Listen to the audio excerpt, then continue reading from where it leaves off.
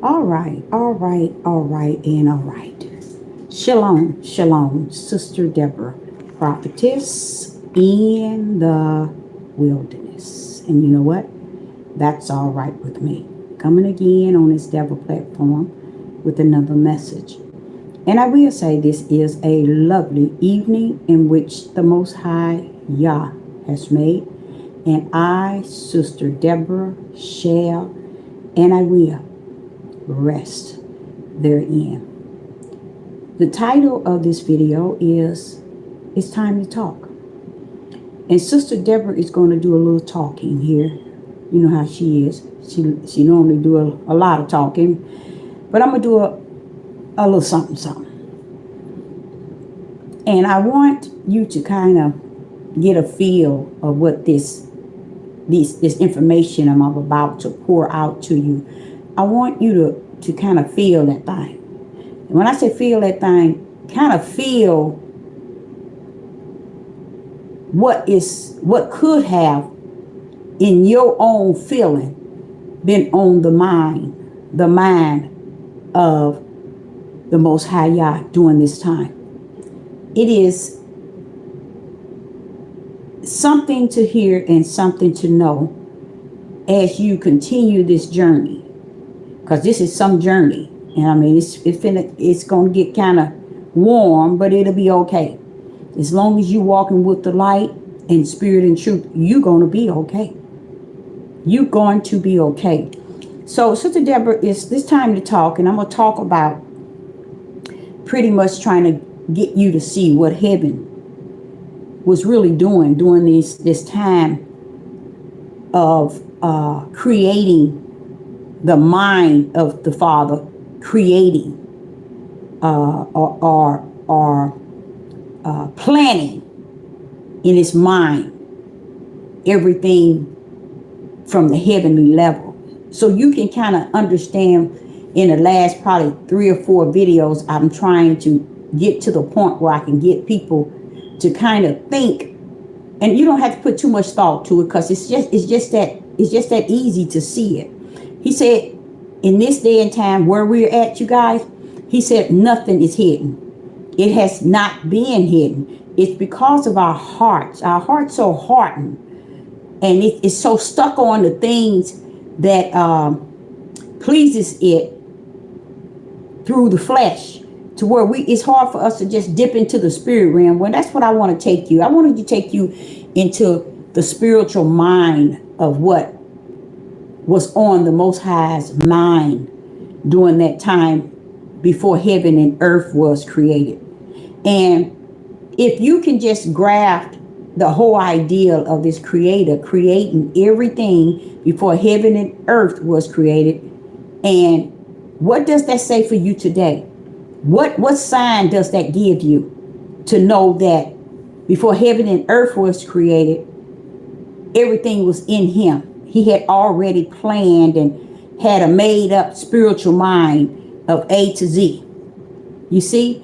And to know some of it, it's going to leave you with a good feeling tonight, because you're going to realize, you mean I'm walking and trying to work so hard to be something that has already assigned me to be what I should be in him? You mean I don't have to be doing these things in which the world is always wanting you to do to fit in, so that you can stand with them side by side, or if so you can fit in with their group, or with their church, or with their camp, or with their community, or with their synagogue, or their temple. You know, we have to understand that heavens had orchestrated this stuff, and even though he don't get the glory nor the credit for it, I'm just going to let you kind of feel this thing, because what I'm going to say and what I'm going to read, I just want you to feel that thing, okay? And we're going to first go to, let's go to 1 Peter verse 1. Not verse 1, chapter 1, verse 18 through 20.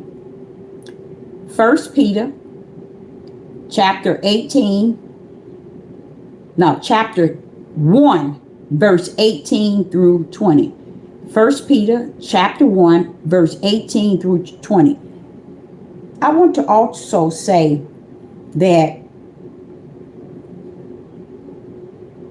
these verses, I'm way in Revelation. I'm still having these verses. It is just to give you some sort of comfort in completing this journey we're on.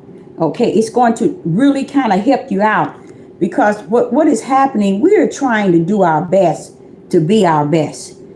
And once we realize that heaven already knew your best, baby, heaven already knew your best. You see? And if he already knew your best, all you have to do is keep leaning your head on his bosom and trusting in him. Because if you think this flesh and blood on this earth is who you need to lean to and turn to and put your head on someone else's bosom, no. Only one you need to be putting your head on is the bosom of the Most High Yah. Okay?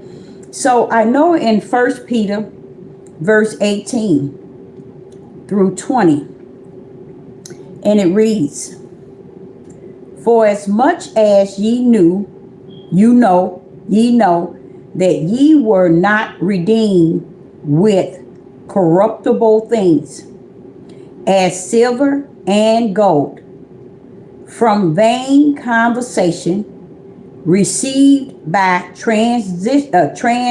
listen to this, received by traditions from your fathers." Conversation received. If you notice, you see the word receive is slanted.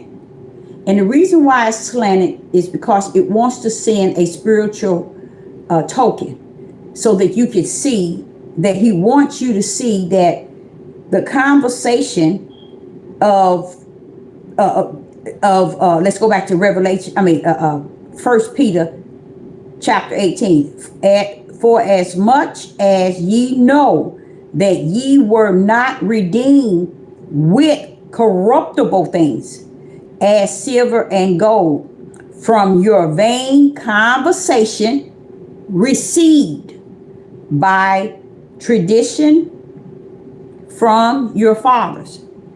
So right there it's telling us that there was an error. There were some things that really had gone wrong by our fathers, keeping a tradition. You know how I say to you all, you can't follow under the belief of men and women trying to hold the tradition of Torah. Why? Because they couldn't hold it then. Why are you being liable for holding something they couldn't hold? You get what I'm saying? And even the reason why you know they couldn't hold it, why are we where we at? Because of those same fathers who pretend that they could hold the traditions, and they couldn't hold the traditions of their own traditions. These weren't the traditions of Yah. This was their own tradition. Okay? And he says here, and he got in verse 18, 1 Peter chapter 1 and verse 18, you'll notice that the word received is slanted. That's because the finger of Yah wants you to know that we received so much tradition from our forefathers. That's why we got over here and didn't know what we don't know. That's why you and I don't know what we don't know. It is not so much as what someone kept from us. Our own people didn't keep anything that they brought out of the promised land. No memory or any, I'm talking about the ones that was on the slave ship. Say for instance, if they never received the Bible, or they never was taught anything, what happened to all that you all had in the land floating with milk and honey? What happened to all that information you had in the promised land? What happened to all that good stuff? You notice no one ever asked that question about the forefathers, nor about those who came on this on a slave ship. Why didn't they know something so they can give it to the next generation, and then the next generation could have gave it to the next generation? It wasn't going to stop the curse itself, but we would have had something. It just really telling you the type of people we really are.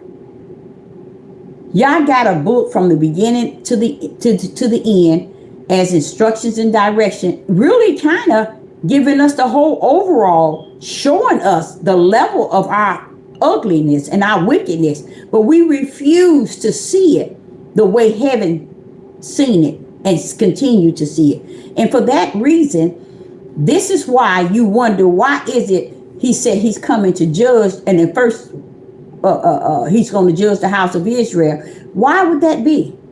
When we went through all this 400 years, it's because we went through this 400 years not owning nothing, not taking in nothing.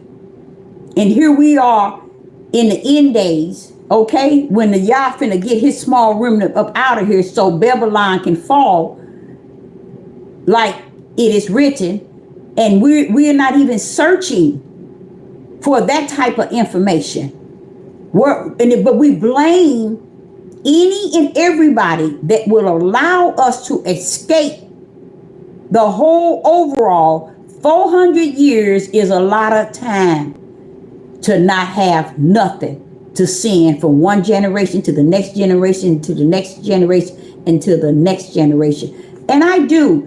There are things that we lost because of what we did. Not so much as y'all put us in a curse and we lost it. No, we need to stop lying on the Most High Yah.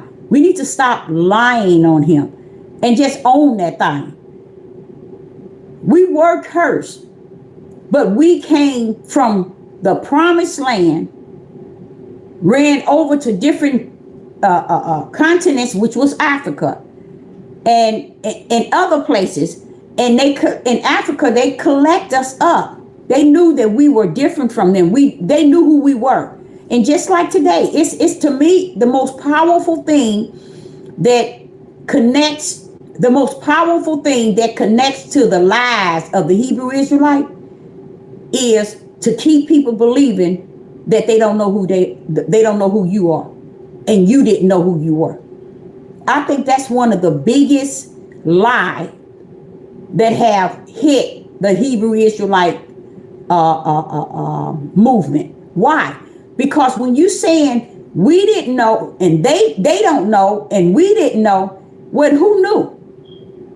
And as you see now, the more people keep trying to feel like, cause the heathens and the Gentiles are telling us who we are, is like it's something great. So they give this prompts to the Gentiles and the heathens. Oh, they want to show you that the Gentiles and the heathens are saying they know who we are.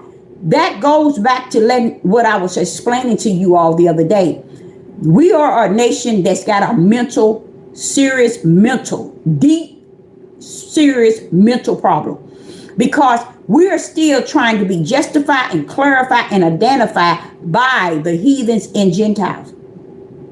We ain't sitting here realizing that there's nothing else hidden. Everything is plainly seen. They've been knowing who you were. How do you think the Roman Catholics set up the Europeans to take the place of who you were? They set that up. The Roman Catholics set that up. They took those people from Europe and told them the plan. And they agreed. Even with the Holocaust, they even used that to try to help support that the true Jews were the ones that was in Holocaust. You see, I'm telling you, these people had all of this planned. This stuff was planned.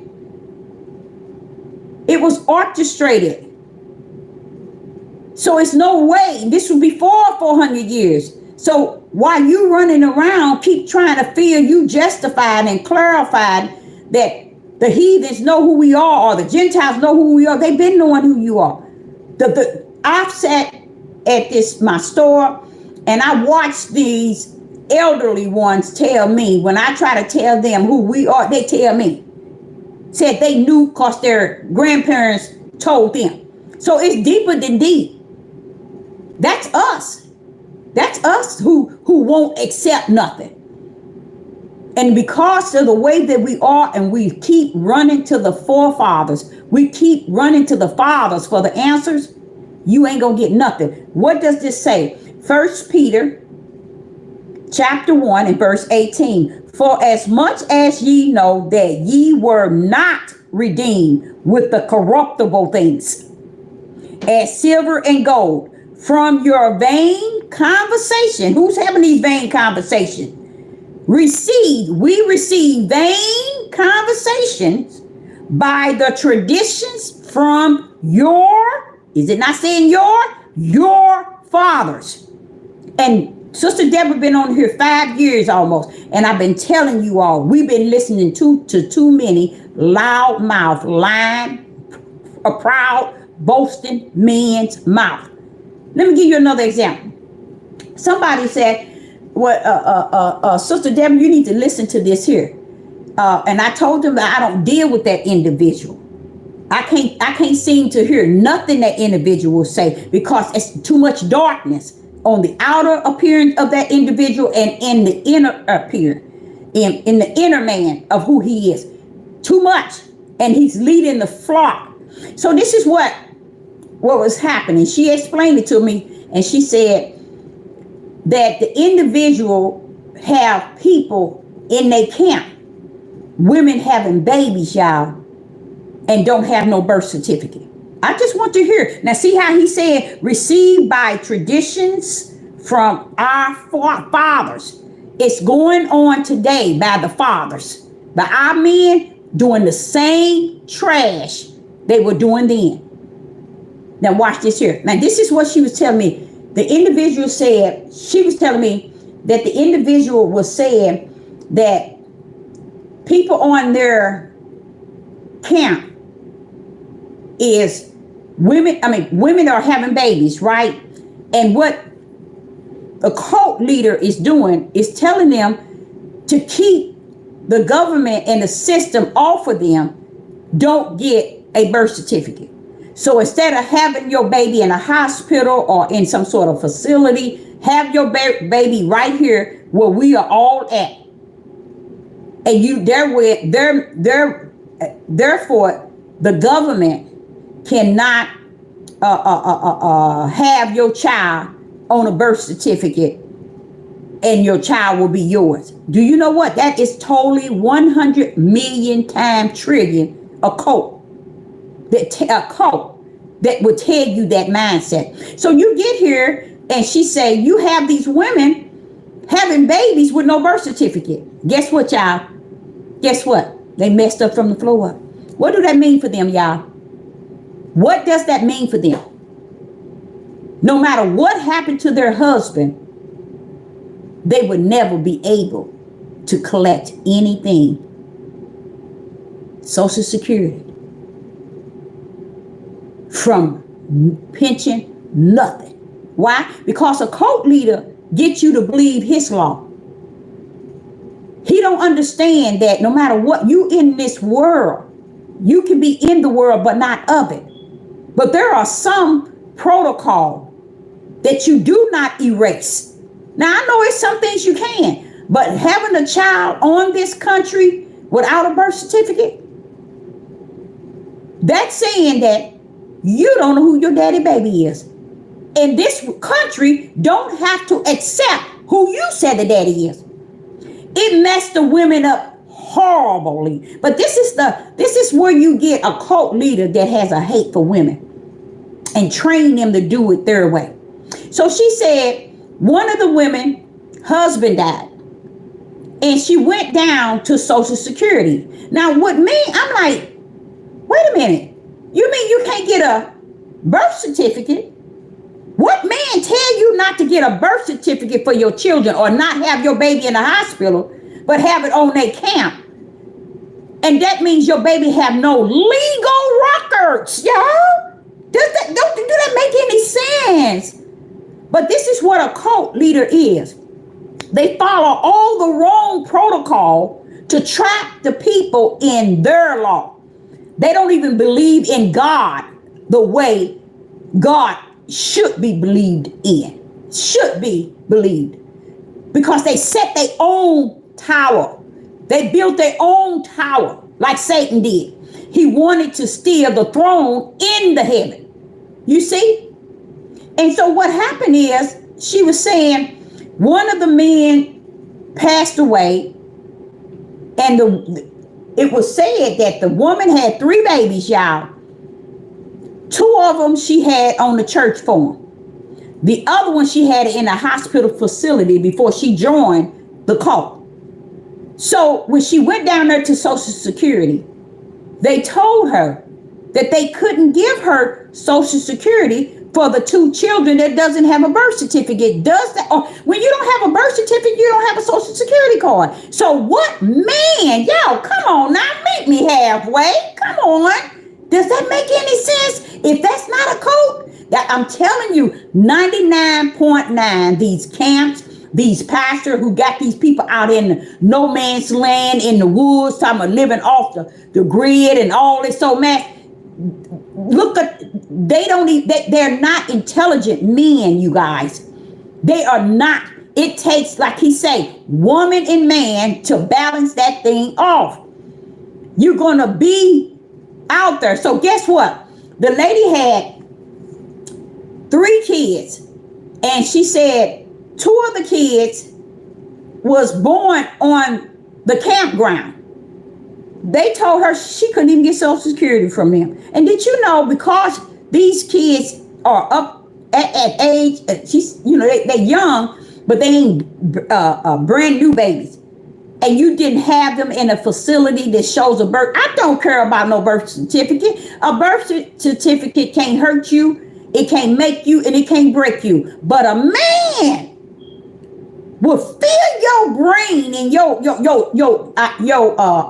would I say, your pea brain with all this nonsense, and you ain't got no backing up. This is the hate a man has for a woman, because he built his own law. He built his own temple, and he wants them to serve and worship him like God. Now, I'm gonna tell you something. This is not just that camp. All of them are like that. So do you see how the silly women are following behind the sin-sick mindset of a man? So what happens? She comes back, and they told her she can get Social Security, but I never known you can get Social Security if your husband is passed. You still got to be of age. Just because your husband passed, that don't mean you get any money. You get that if your husband reach a certain age to have invested, and you have to reach a certain age for retirement. But just getting money because your husband died, it don't work like that. It don't work like that. And I do know that child that she had that was in the hospital, she gets it. They told her that she can get it. Now, look at the other 2 little babies. They ain't newborn or nothing like that. But I mean, it's the other 2 kids. They ain't got nothing showing this country. Say, for instance, she wanted to get a passport. Say, if she wanted to get a Social Security. You see how these men mess these women up, y'all? You see how sad that is? That now you are very, very, very, very young woman sitting in these camps with these men, laying down, having these babies with no files of who they are. No record. Who gives a rat's behind that the cult leader have the information? You can't go to Social Security and say, well, my so-and-so got, he my witness. They not going to go based on your witness. They're going to go based on some legal paper saying these children were born in this United States. Do you know what they also can do? They can take her, they can, by law, I'm talking about law, Even though she's a United States citizen, they don't have to allow her children to stay in the United States because she's a citizen. They will not do that, because what they're saying is, you got 2 kids in this country and you listen to a pea-brain man tell you that you didn't have to have no paper, no social security card, no birth certificate. And who told you to go down to Social Security? That same cult leader, to get you some money. But wait a minute, hold up. Now her husband has died. Now you want her to get some money somewhere. Why ain't you taking care of her? Do y'all get what I'm saying? You the cult leader. You the one taking everybody's money. One of your soldiers is out. Now you're supposed to take care of his family. Do y'all see what I'm talking about? Running to these here camps and these places, thinking you got yourself is bagged up and bagged out. And I heard this. So y'all, this is what I heard so many times. They said, Deborah, them women haven't seen the GYN. They haven't had no type of checkup. A lot of them got bad mouths because they ain't seen a dentist. This is why. Whenever you put a man head and you put him on a pedestal as if he's a god, God lets you be that stupid and join that type of trash.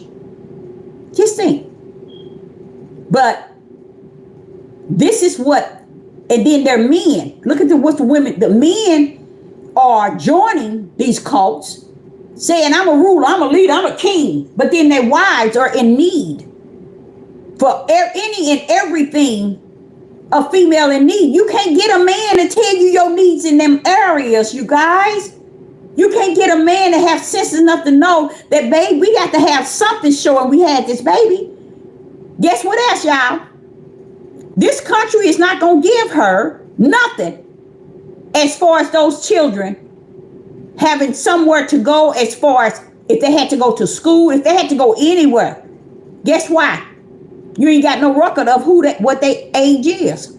So guess what? The country is saying that we ain't gonna go by what you and your cult said. We going by some paperwork. Now, if you had them in the hospital, now see, just think. You women go to the hospital, have your baby, then take it back to the cult leader. That's all you had to do. So you can show even that your baby was born in this hospital. You didn't have to sign a birth certificate. You still need something ruckering. This child was born April the 10th, 2019. But to listen to these pea-brain men tell you that the system is trying to control you and take and make you a slave and I said, listen to this. Do they realize, this is something I'm saying this to y'all. Y'all probably say I'm wrong for saying it. Why is it we ain't realized it's been 400 years? 400 years. What is going to cause us to think in the midnight hour, the last hour, in days, that we need to come up under legal standards that covers our babies? Now her kids can't get Social Security. You see what I'm saying? All because you followed a cult. And how did you follow that cult leader? Your husband, that's supposed to be the leader of the household, took your dumb tail down there, joined the cult leader, died, and left your tail with nothing. The husband can't leave wealth for his children. He didn't leave a burial. He didn't leave life insurance. Why? Because when you got a black, now I ain't gonna say just a black, it can be a white too, cult leader that's in it for the run, cold-hearted, strong, loud mouth, powerful mouth, and hot in pride, they ain't gonna tell you to do nothing that's gonna benefit you and your children. Their goal is to make these men king, leader, and rulers, to make them feel important. And then when anything happened to the men, all them babies they sitting around heaven bound on a place where they ain't got no ruckus, surely. So Say, for instance, she decided to leave the camp. Where your baby's gonna go? Ain't no school gonna register him. You gonna have more hair than you ever had. The way they do that thing, baby. You got to have some social security card, some birth certificate. Do y'all get what I'm saying? Does that make any sense for a woman? You remember he said, and they lead silly women captive. That's what he mean. He said, this silly women captive led away with all kind of wickedness. Because this is how they believe what the man says. That's why I say life is not about trying to get somebody up to rule over you just so they can feel good. Oh, I'm a king, I'm a leader, I'm a ruler. You's a fool, and you's a fool, and you're gonna be a fool. And as time go on, in such a midnight hour, you're gonna find out what a fool you are and what a fool you been. So if these women, anything happen, they can't get their husband retirement. Guess what, y'all? Because a man got them telling them, y'all come to my cult, stay with me on my camp. I give you food and a roof over your head. But what if something happened, you guys? Their husband, you want to now watch this. You're practicing polygamy on this here camp. If anything happened to these husbands, what happened to the children? They have no birth certificates. They have no social security. They have nothing to go on, y'all. They have nothing. They just out there. You think that Negro gonna take care of them? You think that other white cult leader gonna take care of them? No. This is what he's saying. Lead captive silly women. They captives in their mind because they thinking that this is the best thing for me. And their husbands are working for nothing because the individual is telling them, you stay on this camp, I'm going to make you feel good about yourself. How I'm going to make you feel good about yourself? I'm going to make sure your wife is submissive to you. You're going to control her, and you're going to be a king, leader, and ruler like you should in your household. Now, what king, leader, and ruler leave nothing for his family? The father said a father leaves an inheritance to his children. What happened? The cult leader teaches something different. He tells them something totally different.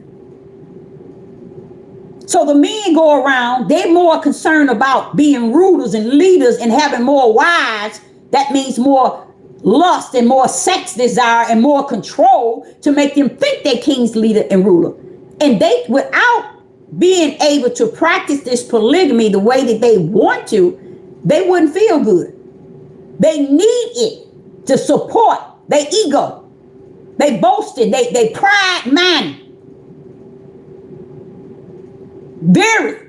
I can't pronounce, what's that word? Narcissistic or narcissist.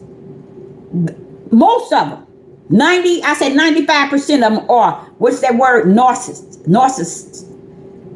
Because they fall under all the definition that surround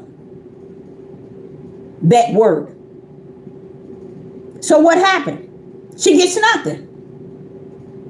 Social Security give them $275 for any debt. They can't give it to her. She ain't got no phone. She ain't got no information.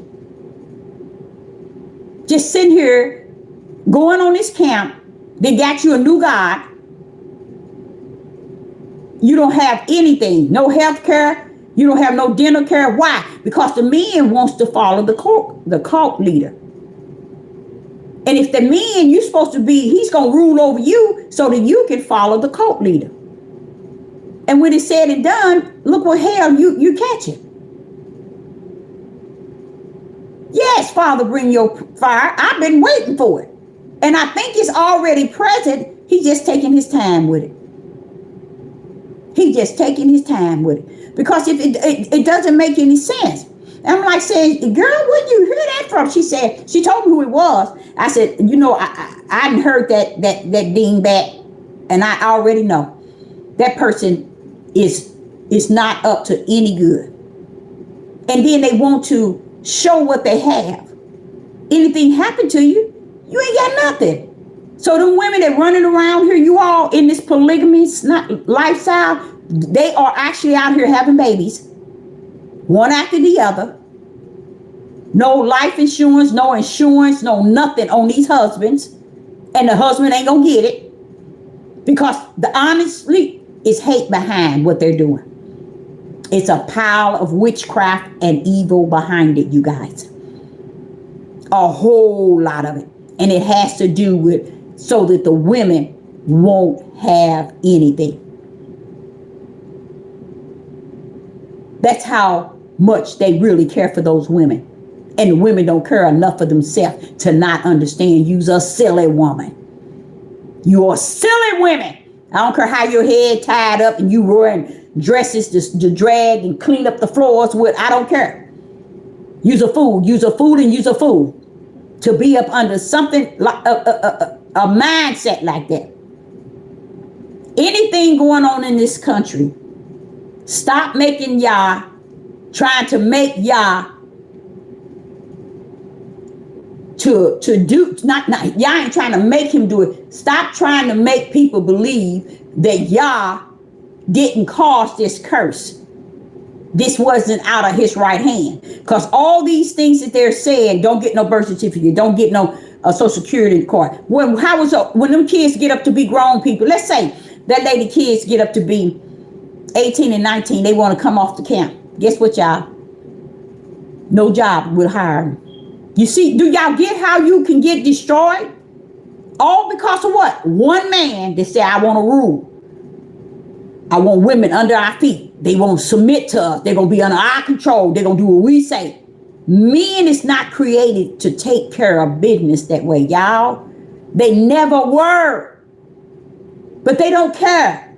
They loving the life of psyching their minds to think it's going to make them somebody to each other. They don't even care about how the women don't have dental. They don't care if your teeth is bad. They don't care if you don't have medical care.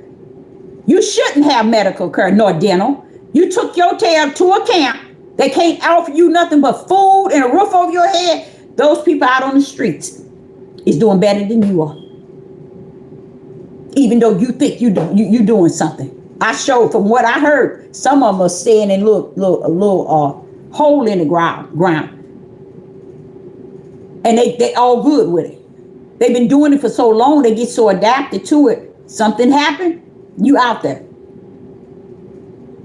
Why is she going? My thing, the lady said, he said, she went to Social Security. And to me, that bothers me. Okay, so now you want some government money now, huh? Wait a minute, hold up. Does that, you all tell me, does that make any sense? You didn't want her with a birth certificate or Social Security. You want to control these men so these men can control these women because it makes you feel like you somebody when you in control of females. That's a fad, y'all. That's a man that's weaker than weak. That's a weak man. So what happened? Why is she down there applying for Social Security? Don't you, why ain't this camp taking care of her? Her husband died on the camp. Her babies were born on the camp. Her father, her husband passed away. Why ain't you taking care of her? Why is she up in Social Security building, period? Oh, she can come off the camp to go to Social Security. And I heard a lot of them that's on these camps, they send them out to get food stamps too. That's what I heard. Those who had children when they came there. You see? And I think that's sad. Because you sitting here trying to build a community out of making them think that you God. You they God. Even the men. First you got to convince the men that I'm a God. I'm a king over y'all. I'm who God sent to y'all. Okay, let's get back to here. So, let's get to 1 Peter. I thought I put that in when she was telling me that. She told me, you need to go watch out. Look, that loudmouth man, I don't have nothing, I don't even want to see it. Because I think about the Bible when he said, and lead captive silly women. Why? Because women that's not silly ain't gonna follow that nonsense. I love that when I read that. Women that's not silly ain't gonna follow silly men and silly women And he say lighter with sin. So not only are they silly, he say, they are lighter with sin. Because they role playing. When people are clowning and role playing, trying to pretend I want to go over there, they got all other reasons why they going. That's just a mess in itself. So we in chapter 1 of Peter. First Peter, chapter 1, and we at verse 19. But with the precious blood of Christ, as of a lamb, you see that? As a precious blood of Christ, as of a lamb. You see how that lamb is lowercase? You see that lamb is lowercase? What happened to the uppercase lamb? You see what I'm saying? Because Christ is coming first. That's the power. Okay? As of a lamb without blemish and without spots. You see the lowercase had to bow down. You see that? Okay? Look at verse 20. For verily verse 20, 1 Peter chapter 1 and verse 20, who verily was foreordained before the foundation of the world, but was manifested in these last times for you. But he was foreordained when? Before the foundation of the world. See, the lamb was already slaughtered before the foundation of the world. Who slaughtered the lamb? Christ, the power. So this is why. So what you're seeing here is actually letting you know this took place before it was ordained. Ordained means that it was already what? Written. It was already given the order before Yeshua came down here. Yeshua HaMashiach got down here. It was already taken care of in the heavens. I just want to share that with y'all. And I got other verses I'm going to bring because I want to show you all. So if you were already ordained and predestined before the foundation of the world, why would he want you to get down here and be under the full control of someone who's telling you A and B over and over and over, and he done called you to be at Z almost. But you can't go there because you went under the flesh of another human. You see, you decided to go under the control of someone else that's going to tell you what to do when you get here. But heaven said already ordained you and predestined you. That's why I tell people, you can't sit and tell somebody they not supposed to speak. You can't tell nobody they supposed. Now you get out here, you're gonna tell me as a female to keep quiet and you can't speak because you said Paul said it. But what is all these verses here telling you? I foreknew you before the foundation of the world. Where was Paul? When he said, I knew you before you was in your mother's womb, where was Paul? I predestined you before the foundation of the world. Where is and where were Paul?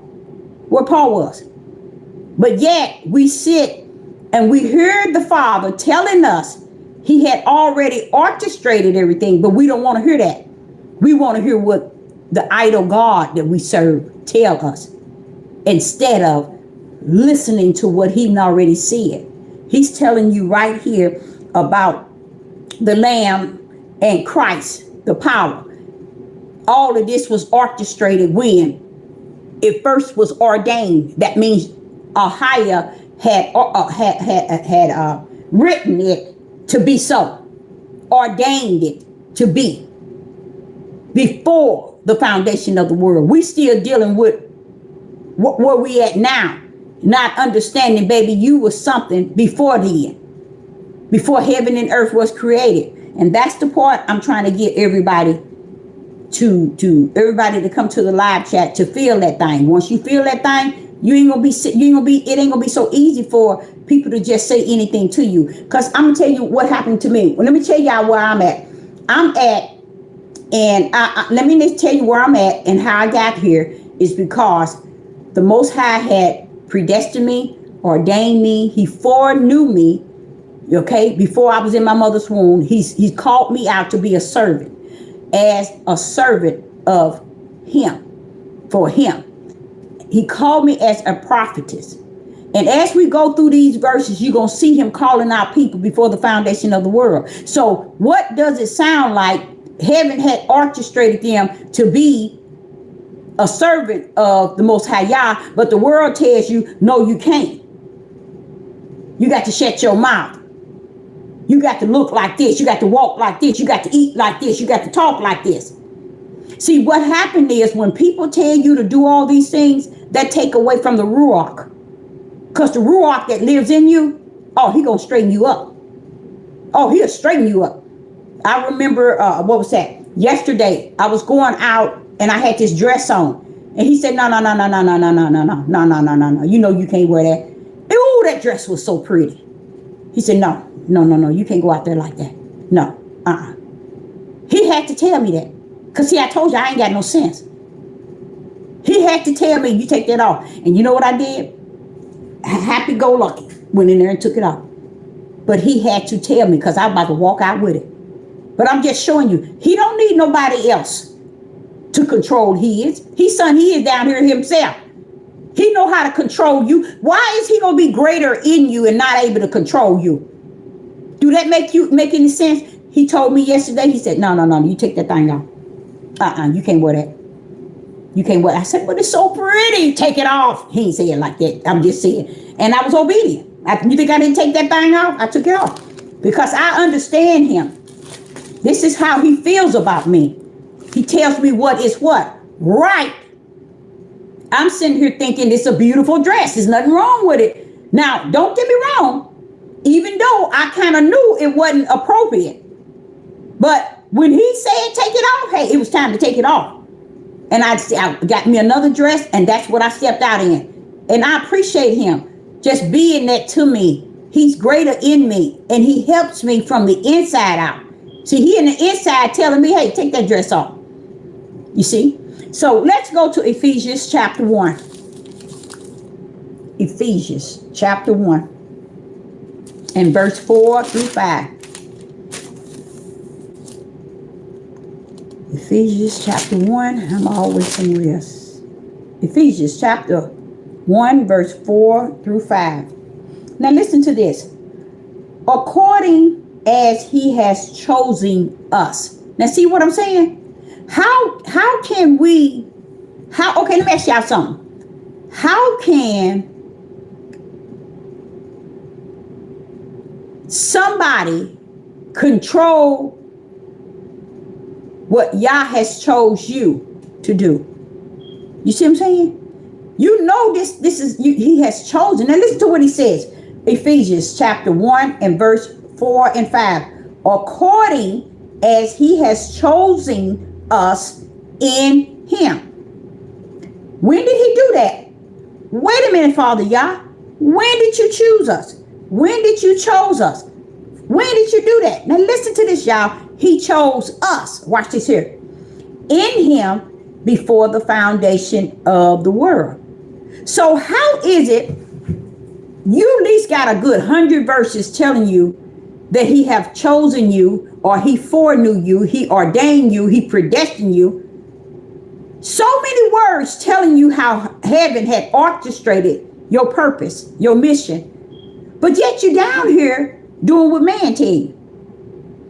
Do y'all get what I'm saying? It does not make sense. That means that you up under them doing what they say, even though he has called you with a holy calling to do his will before the foundation of the world, but you find yourself doing somebody else's will, somebody else's way. You don't want to take heed with what he's saying. You so busy trying to do what they say and follow under their order and their traditions and their words, to where you lose who you are in Yah. And even though you walk around with another person in you, because You're trying to walk the way man says, but you know Yah is teaching you another way, and you end up going which way? The way man says, because Yah ain't gonna show you like that.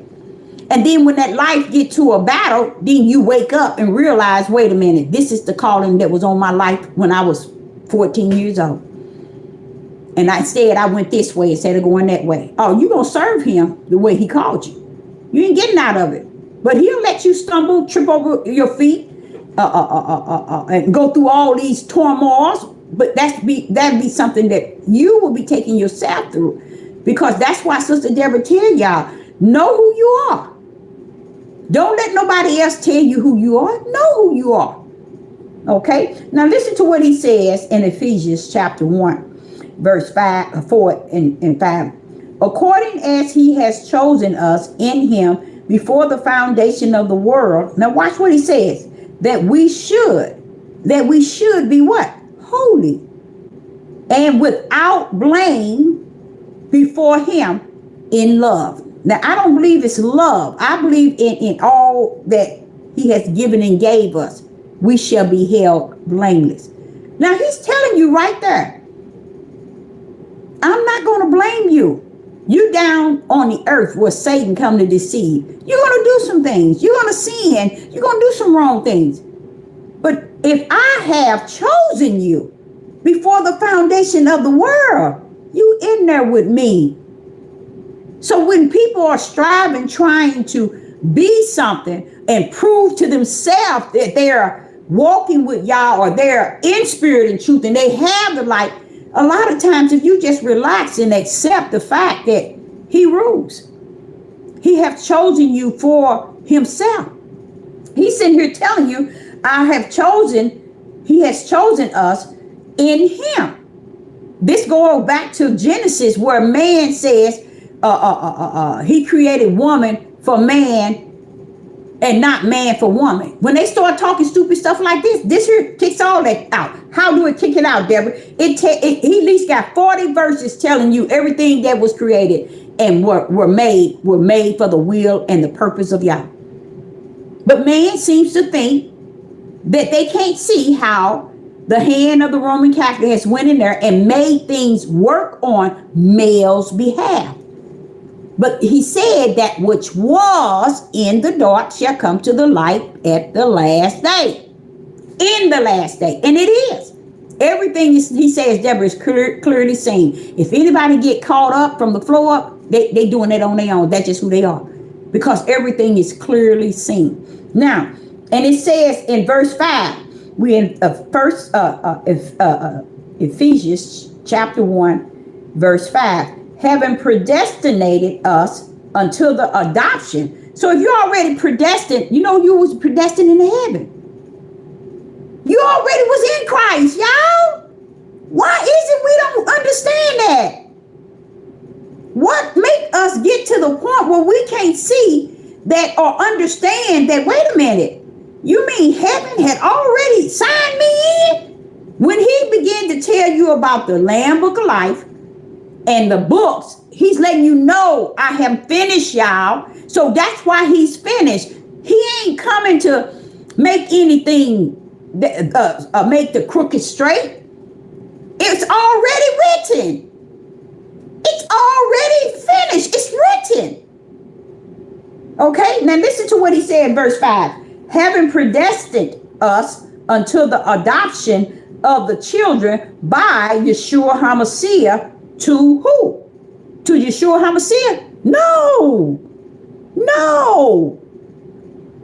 HaMashiach helped Yeshua complete the mission of the sacrifice. That means the years of living, teaching, and informing people of the word.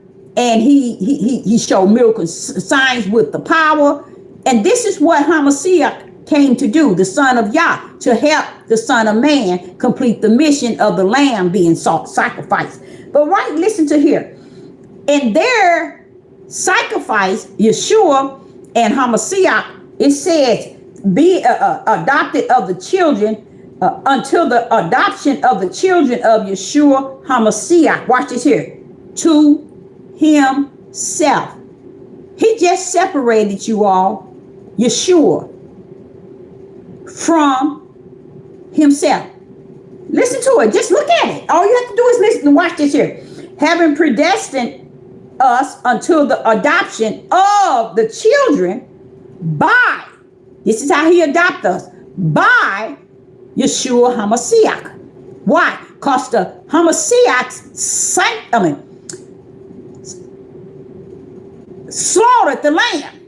Meaning they not Yeshua, the son of Yah wasn't a they, but the power slaughtered the lamb before the foundation of the world.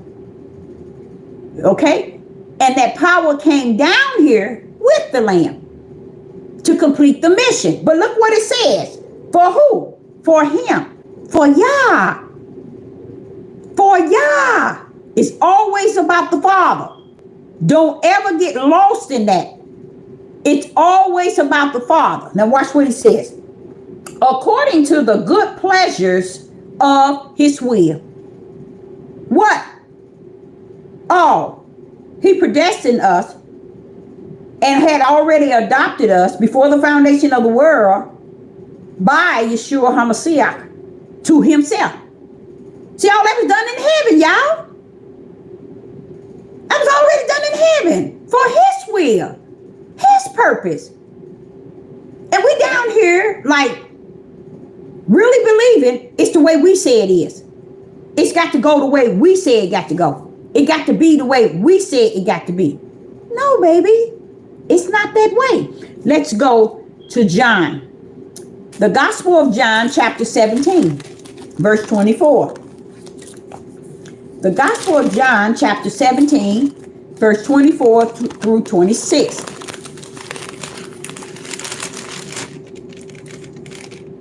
16, 17. The Gospel of John, chapter 17, verse 24 through 26. Now listen to this. Father, this is Yeshua. This is Yeshua. Father, I will that they also whom thou hast what? Whom thou hast what? Given me. You see? That's what he just got to telling y'all.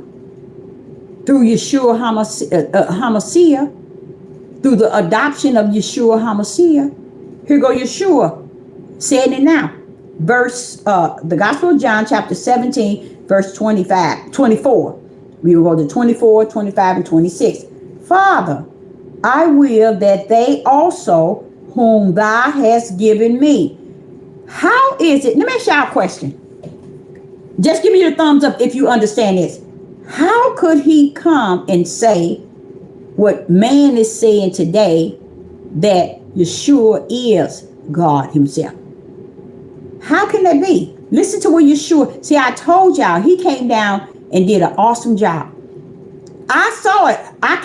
In my mind, I just don't understand, and it make me want to cry.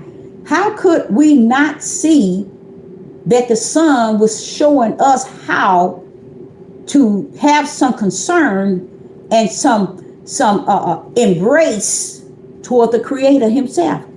That's all Yeshua was coming to do, to die for our sins, to bring us back to the bosom of his own Father, and to teach us how to walk right. Why do you think that you heard the Christian says we're not under the law anymore? That's what they were talking about. It's because now Yeshua HaMashiach came and showed us how we can walk in this in Yah. You see? That's the difference. Back then, they couldn't keep nothing he tell them to do. They never kept it. Yeshua come on the scene and show us how to do it. It was like a new sheriff in town that's teaching us how to have a relationship with our Creator. So here it is, here in verse 24, the Gospel of John, chapter 17 and 24. Father, I will that they also whom thou hast given me.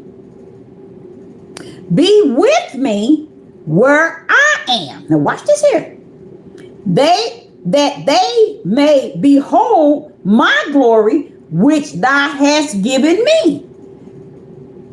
At the end, when Yeshua takes the sheep to the judgment seat, okay, which is the righteous, he's taking them there. But before he take them there, he's going to show them his glory. Y'all didn't know that, did you? Yeah, he's going to show them his glory. Okay? And his throne. He's going to actually show them his glory and his throne. Okay? Now, it says that they may behold my glory, which thou hast given me. So if you are God, why are you referring to God as this great, big, awesome, beautiful, powerful authority? If you are him. See, they missed it, y'all. And they still today, year 2023, they still miss it. They can't see it. It's exactly like he said. They say they see, they cannot see. But just listen to it. He's talking to the Father right now. He's praying to the Father.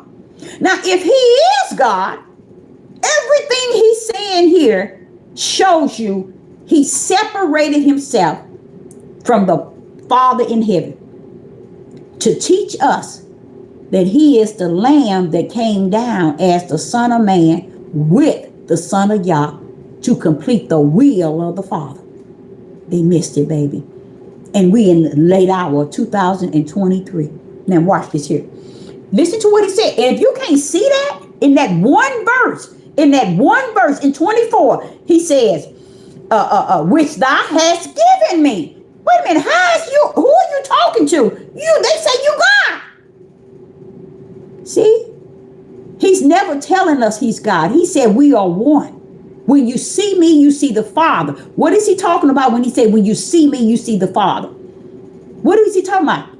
Because when you're looking at him, you see in the Father, and during the time he said that is when he was showing miracles and signs and wonders. He even had to tell them that these things I do is not of me, but of my Father. What is it that what has happened was his will had already orchestrated that they'll never find the way to the light. That's just it. That's all I can think of. And it says, for thou loveth me. Listen to this. Listen to this, y'all. Yeshua is saying to him, for thou loveth me before the foundation of the world. See, he's telling who? The Father. You and I had something going on before. We don't have no respect for what took place. That's why he told me. He got on me. I think I told y'all 3 times. I had taught what took place before the foundation of the world. And the Father said, Deborah, you can do it, but they ain't going to see unless I give them the eyes to see. They ain't going to hear unless I give them the eyes to hear. You know why he told me that, y'all? Because that's one of the powerfulest messages I ever spoken on this Deborah platform.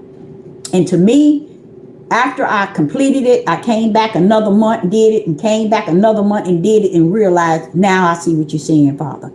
That's what I said to him. Now I see what you're saying. Because that was a power. To know what took place before the foundation of the world is exactly what Yeshua is saying right here. He's giving you all a hint.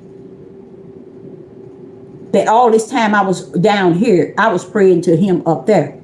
I knew I wasn't him. I'm just giving his power, his word, and his spirit to help me so I can get to that cross for you all.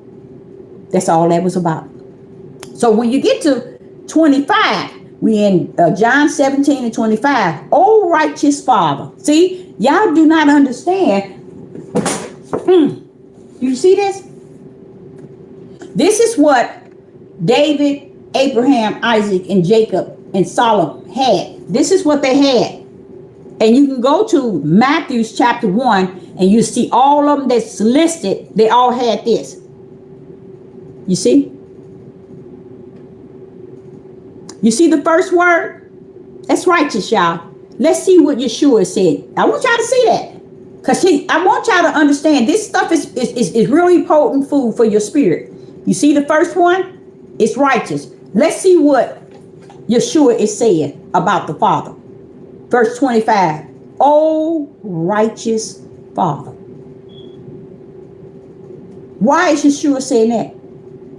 Because that's who God is. He's righteous. And those he sent down here to serve and represent him, we have to be branded. That's what he was telling Abraham in the vision. You've been added in, bro. You've been counted as, what he tell him? What did he tell Abraham? You've been counted in righteous. It's a brand. It's who he is. So if you ever want to say, oh, and what is his name? Call him righteous. Look what Yeshua said. Oh, righteous Father. Someone want to battle what his name is and how you say it. Say you can call on him and just say, oh, righteous Father. Yeshua did it. That's what I was trying to tell y'all. Trying to battle with the ways of man and how they said the order got to be and the way got to be. Wait a minute, bro. You can't say nothing to me. You can't say nothing. You can't come up on me with that. I was predestined. I was ordained. Now, if I didn't know I was predestined, I was ordained, I was foreknew before the foundation of the world. If I didn't know that, then that's different. Then they can buckle up on me. But when I know that, why would I want you to buckle up on me and I'm supposed to follow what you say? It don't make sense. And I was going to tell y'all, this is what happened to Sister Deborah, y'all. I'm going to tell y'all what's happening to me. And I've known it for the last 3 months, but it's really getting awesome. The Father is suffering me to speak to total strangers. And when I say speak to total strangers, there's sometimes he'll tell me, keep quiet, don't say nothing. I like that because sometimes I not want to, but I feel like, okay, I better tell them the truth. And y'all tell me no. But he's also letting me communicate with people. And the way he's letting me communicate is so awesome because even when I communicate with them and start telling them things, my flesh has to check me out. My flesh be checking me out. My flesh be checking me out. My flesh is standing there. No, you didn't say that. How did you know that?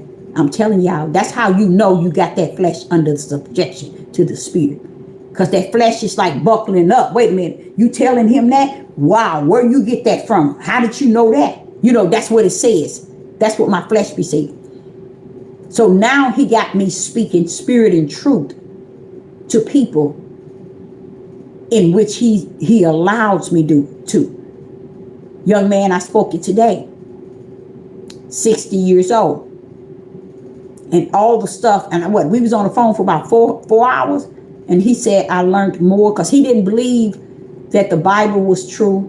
He was trying to figure out, he had some good things to say as far as not good things, but some powerful things to combat the Bible and to combat the fact that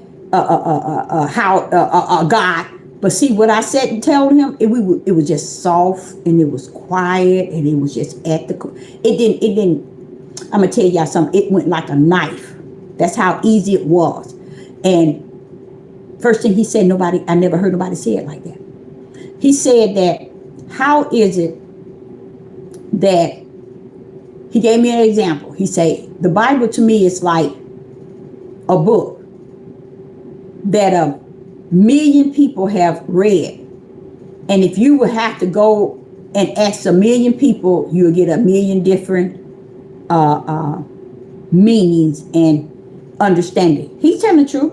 He's telling the truth. And I told him that's 100% true. And why? See, he was saying that this is why it's hard for him to listen to someone because you don't know who's telling the truth or not. See, I went on and told him nobody's telling the truth because the truth ain't in them. When the truth comes, you look for it to come in you through the spirit. So when you open that book, I said, just think, 1,000,000 people have read the book. They got a million different religions, a million different definitions, right? I tell you what. So something has to come to level the ground. And then he began to understand. Because the book has been tampered with. It's so potent, y'all, because it's sending a message to y'all right now. The book has been smeared. But the only one can smear it up and clean it and wipe it up is the Holy Spirit, the Ruach HaKodesh. And this is what I was explaining to him. But the Spirit of God, when he come in you, anything crooked, he'll straighten it up for you.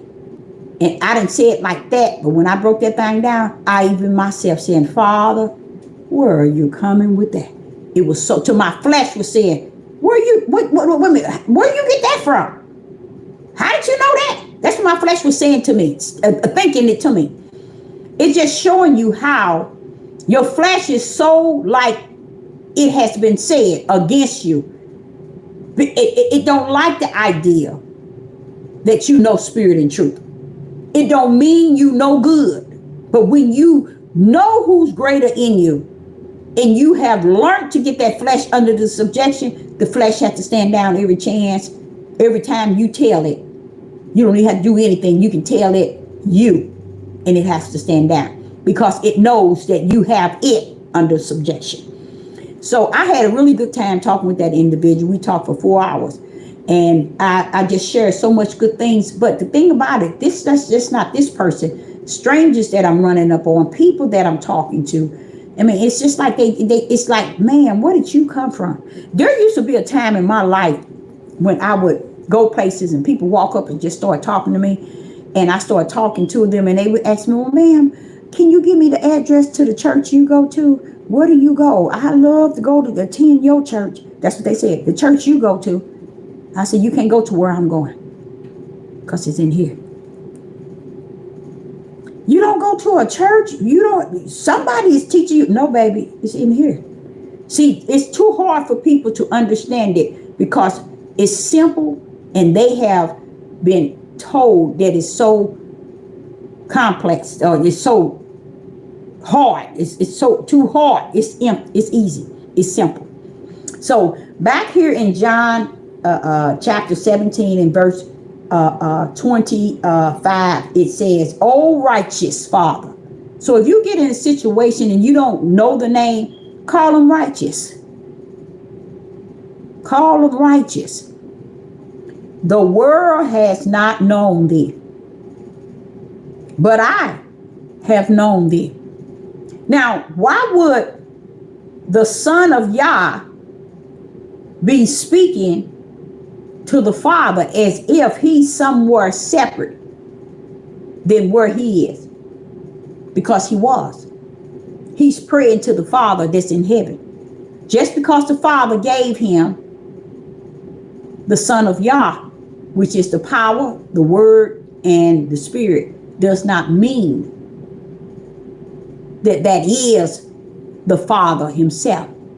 Everything he still did when he said, "Oh, righteous Father," you see how he said it? He's talking to the Father. The Father can be, his power can be in you and still sitting on the great throne. You see what I'm saying? His Holy Spirit is in you, but where is he at? Still on the great throne. See, we don't have the sense to really grip the power of really who he is. We don't, this power teaches us that no man have power over us. You see, it teaches us we ain't got no business being afraid of those who can do anything as far as hurt the body. But it's me that you need to be afraid of. They don't believe that. These people on this earth, they don't believe this. He's worth even being afraid of. Okay, now listen to what Yeshua is saying. He says in 25, "O righteous Father, the world have not known thee, but I've known thee, and these have I known, I known that thou hast sent me." See, this is why I try to tell y'all that's sad. Your Son of Man been trying to give us Yah, the Father, all the time he was here. He was trying to show us the power the Father and teach us his word and look to him. That's what he was doing. He turned around and said, and these have known that thou hast sent me. He's telling the Father, I told them that you sent me.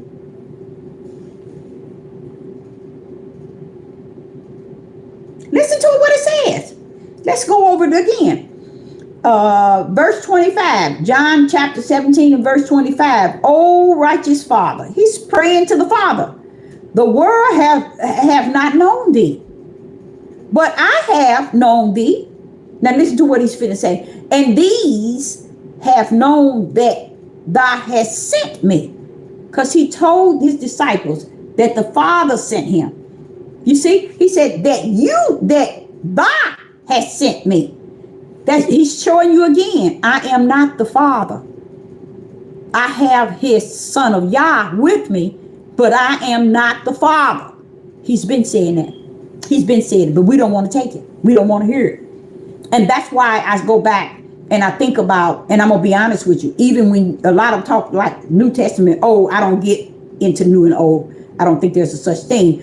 But when you get over to the what they call the new, I realize that everything in there also have separate Yeshua from Hamashiach, which is Jesus from Christ, because it was the gospel is the power of Yah. The gospel is the power of Yah. See, nobody knows that. No one knew that. No one knew. See, Yeshua came down and he kept saying, the kingdom of heavens is at hand. The kingdom of heavens is at hand. And what are you asking me? Is she's at work? Oh my goodness. That's my son text me. I'm not going to go there because she was at work and you should have went to pick up. So don't come here. I'm way South County. Y'all way not North County. Don't worry me.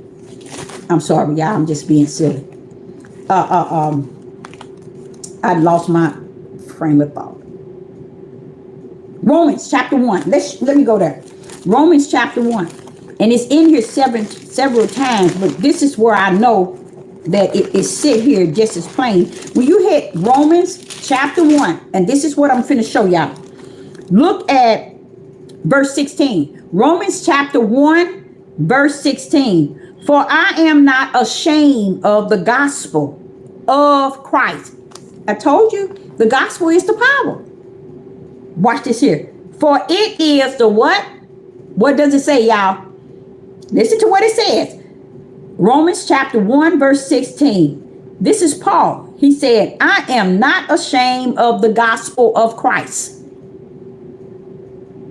For it is the power of Yah until salvation for everyone that believeth.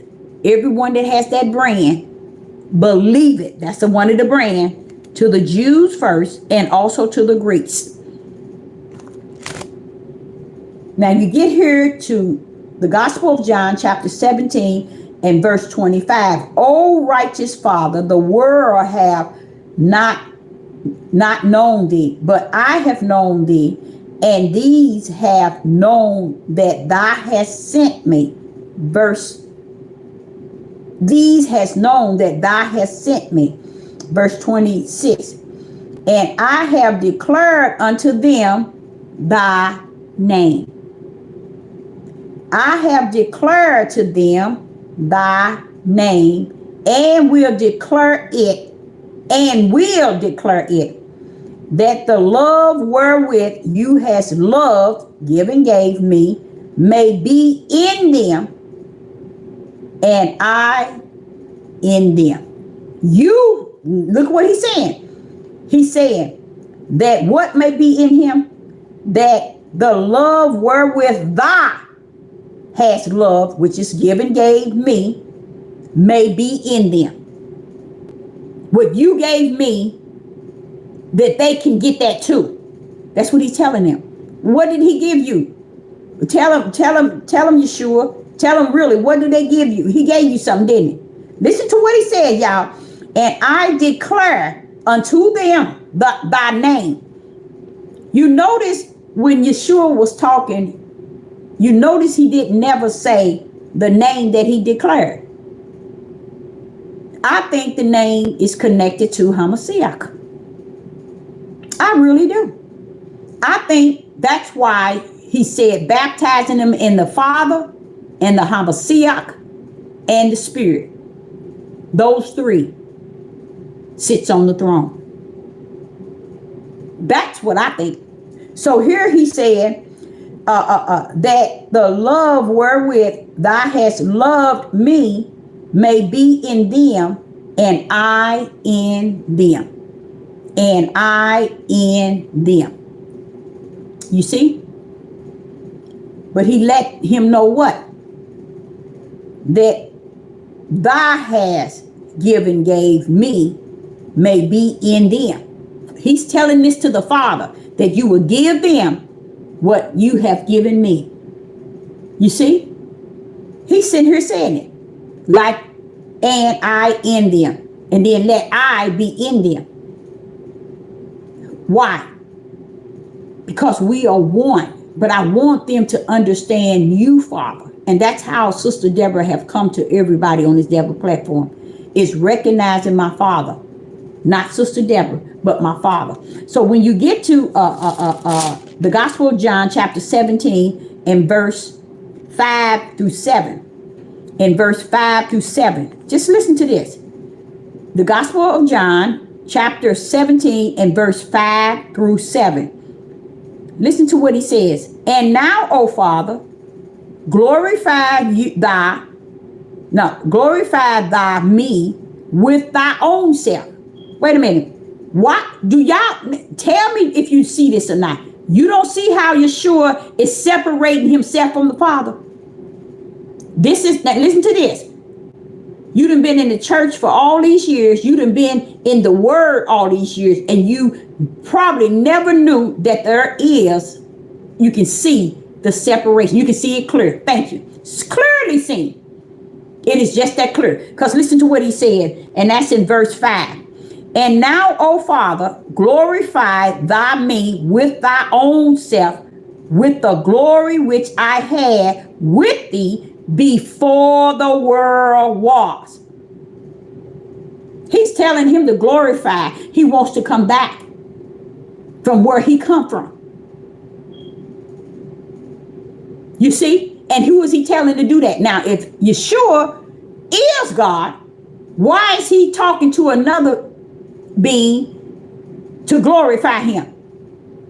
Why can't you glorify yourself? You get it? This is the point I'm trying to make. A lot of things that heaven has already done is what a lot of people are missing. It'll keep you from, say for instance, you decide to go to a church. It'll keep you from believing the lies. You'll automatically know what a lie is. You'll automatically know what's not right. You'll automatically see spirit and truth toward anything. Say somebody sit next to you and try to give you a revelation or anything, you already know. See, this is listen to what he said. John 17 and verse 5 through 6 and 7. And now, Father, O Father, glorify thy me with thy own self. See, his whole purpose was to shed his life, die on Calvary, and to get us to recognize the Father. And how we can recognize him without sinning and sin. He was showing us we can walk that walk. And this is how it can be done. Today, they don't want no part of that. They don't want no part of nothing that the righteous Father. Now listen to what he says. And he says, what was that? Verse 5. And he said, I had with thee before the world was. See, Yeshua knew that he was with the Father, not in the Father, but he was with him. He knew he's the lamb that was slaughtered. He knows that. But these people on this earth, they so full of it They go, like he said, Deborah, they're going to be teaching that, Deborah. Just Noah closed the door and it began to rain. They still sitting there doing their wicked and evil until they realized the water got too high. And then they realized that he was telling the truth, but it was too late. Okay, now here go verse 6. The Gospel of John, chapter 17 and verse 6. Okay, you all, 1 minute. This kid, I'm doing this. This kid, oh my goodness. 1 minute, you guys. I'm sorry. I'm so sorry. Now he knew he was supposed to pick up his sister. And now he's texting me, hello, why won't you answer me? Why won't you answer me? Why am I answering you? You knew you're supposed to pick her up at 8. How you gonna come call me at almost 10? So much for that. I hope I'm still here. Yes, I still got my time. It's still there. Yes. So what happened is in verse 6, it says, I have manifest thy name unto men. Y'all see that? You see what he said? Now, I want y'all to look at that. He said, I have manifest thy name unto the men.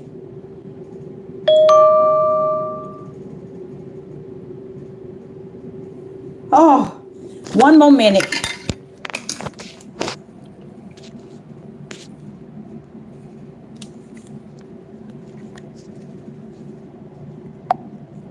That's some crazy stuff. That's some crazy stuff.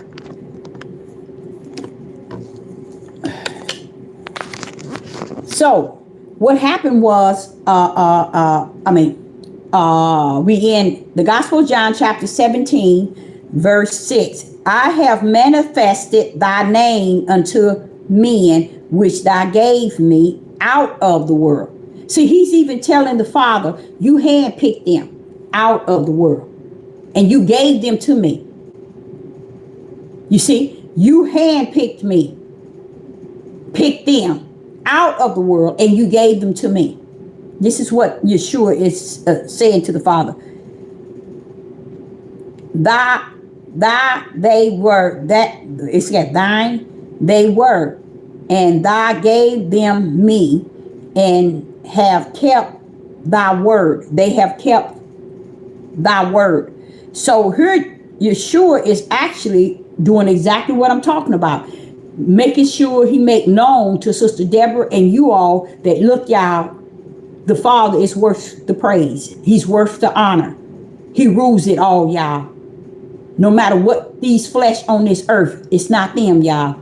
It's the Father in heaven. Even I, the Son of Man, knows and have taught them about the Father. Now, I like right here where he says, and this is why I'm going to tell y'all this strange. Watch this here. It says here, he said, and I have, in verse 6, and this is the strange thing. He said, and I have manifested thy name unto men. You notice, this is what I was trying to, this is something I noticed, and y'all might have an answer to this, and I think this is really strange. How is it's constantly saying thy name, but it's not given the name? Yeshua here is telling the Father about how let me see what he said.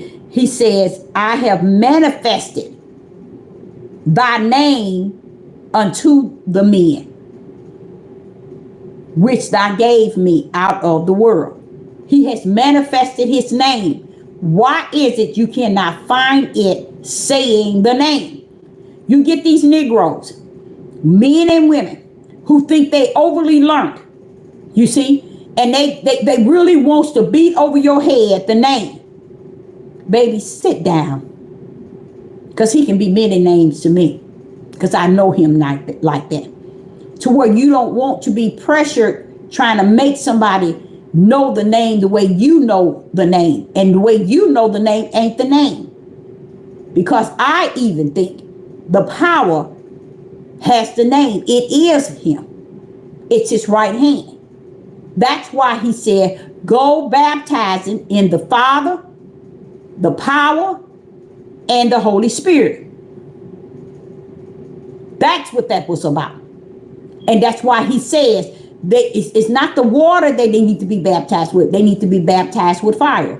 That's why you can be baptized. Let me say you an example, y'all. You can go in a dry, Deborah, and come up a wet. What do you mean, Deborah? What can that water do to your flesh? Okay, let me ask y'all in the live chat. What could the water that you are dumped down, that you are going down in, can do to your spirit?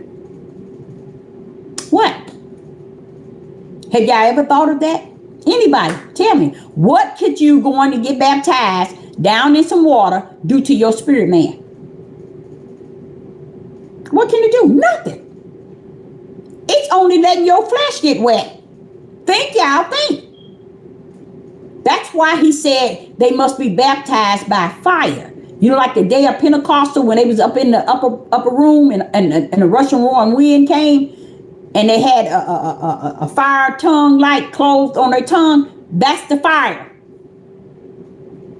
So a lot of them were teaching people they don't need that. Just come and I baptize you and I travel all over the world baptizing you in the name of the Father, the Son, and the Holy Ghost. And that's what they do. And it's all wrong. These people ain't even getting baptized. That's why the people go down a wet devil and come up a dry. Go down a dry devil, come up a wet. It doesn't change your spirit being where y'all abide in. That water they dipping you in don't change your inner man. You get does that make sense? It doesn't do anything to your inner man. That's why you need the other baptism, which is by fire. By Yah. Okay? So, and then he says here in 6, and they have kept thy word. You notice the W-O-R-D?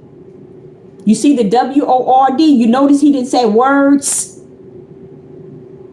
He's telling the Father, they kept thy words. Look at in John chapter 17, verse 6. At the end, he said, they have kept thy word. This is going back to let y'all know. The word is not this book. The word is not this book. It is Yah. Okay? So that's, and you notice it ain't an S on it. Whenever there's not an S on it, it letting you know that is the Father. That's his word.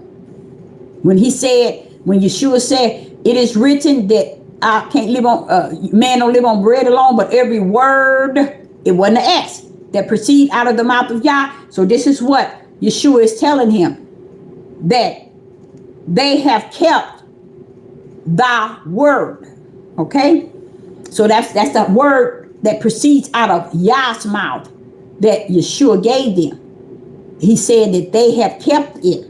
Now watch this here, verse 7. Now have they known that all things whatsoever thou hast given me are of thee. You see here, you see what he just said to y'all? This is an eye-opening to y'all. This is what it should be. This is showing you, Yeshua is telling you, now y'all, it's the Father. It ain't me. Listen to what he said. Now they have known that all things whatsoever thou hast given me are thee. Letting them know. They know it's yours. They know it comes from you. They know you head dog. That's just it.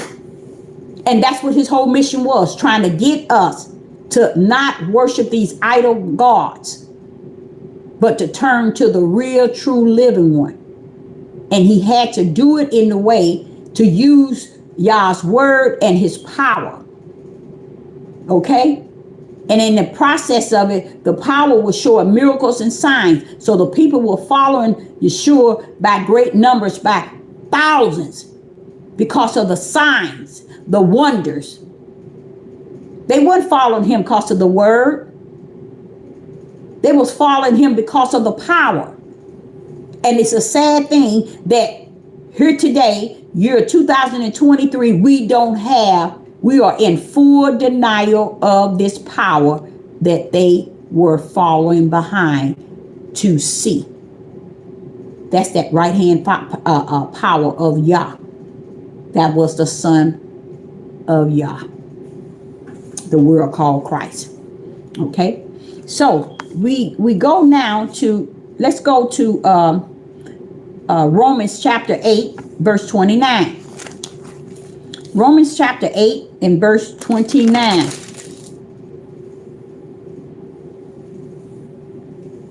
In Romans chapter 8 verse 29,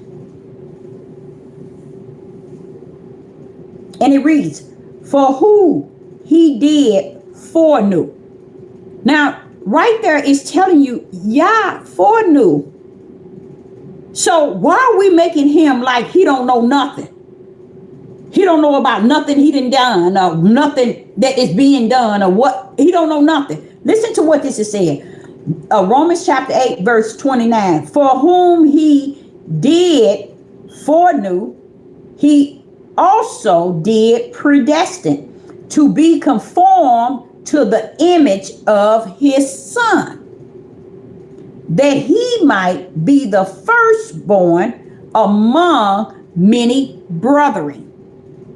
Okay, this is what happened. Foreknew mean before the heaven and earth. He knew this. The Father knew this also, and did predestine it to be conformed to the image of his son, that he might be the firstborn among the brethren. Verse 30. Moreover, whom he did predestine, them he also called. Do y'all see that? If he predestined you, he called you with the holy calling. So just imagine if the Most High Yah called you with the holy calling, and you down here doing what man tell you to do, a woman tell you to do, instead of the holy calling that called you. Now that was my main thing. I had to learn that when he sent me to Atlanta, because I was complaining to the Father, why is it everybody in Georgia carries the Bible? Why is it everybody speaks about the Bible? Why is it everybody portrayed to be holy than thou? You know what I'm saying? And that was really confusing to me. And because when you talk to them, they're nowhere near any type of spirit and truth. But they walking around talking, this here land is the Bible Belt. And I said to this one man, him and I was just joking. This one mailman, I said, but you know what? I heard everybody keep telling me, ma'am, this is the Bible Belt. You know what? That belt needs to be taken off, and every last one of their tails need to be whooped with it, because they don't know a cracking thing. Nothing. But they claim to be the Bible Belt. And if y'all hear them teach and preach and speak the Bible or talk about you, it will blow your mind. You'll wonder, where did they get that from? I just do not understand how and why they really believe that this is the Bible Belt. I didn't come here to hear it. And that mailman, I had him laugh. He was laughing. So he said, I said, yeah, they need to take that belt out, because he said he don't like it either. Because I was telling, I was telling where I come from. Why do they out here, everybody got a Bible, everybody's trying to tell you this and trying to tell you that. Every woman is a prophet, is a prophetess and all this. I'm like, wait a minute, hold up. This one lady I told you, how are you a prophetess and you sleeping with all these men and doing all this? And furthermore, you ain't telling me nothing, no truth. There's nothing you saying. And she thought I was going to be her friend. And I hadn't been down there number 3 weeks. I wasn't going to be your friend. Baby, please. So moreover, in Romans chapter 8 and verse 30, moreover, whom he has predestinate, them he also called. And whom he called, them he also justified. So you don't have to justify who he is in you. You don't have to clarify to nobody who he is in you. You don't answer to nobody. You answer to him. They didn't call you. So you don't have to answer to them. They didn't justify you. They didn't predestine you. I'm trying to get you to have the mind to understand that this is why you see the churches on every corner. This is why they have made it a money center and have took tithes and offering from people by great numbers. Even to today, they still doing it. Because they are not predestined and called nor justified by the Most High Yah. And even when predestined, called, justified, and then he says, them he also glorified. He's telling you, I got you the way I want you. I son you down that way. He ain't saying that's gonna make you perfect. No. But you what let me ask y'all a question. There's one thing we can be perfect in. What thing we can be perfect in? Anybody know it? There's one thing we can be perfect in.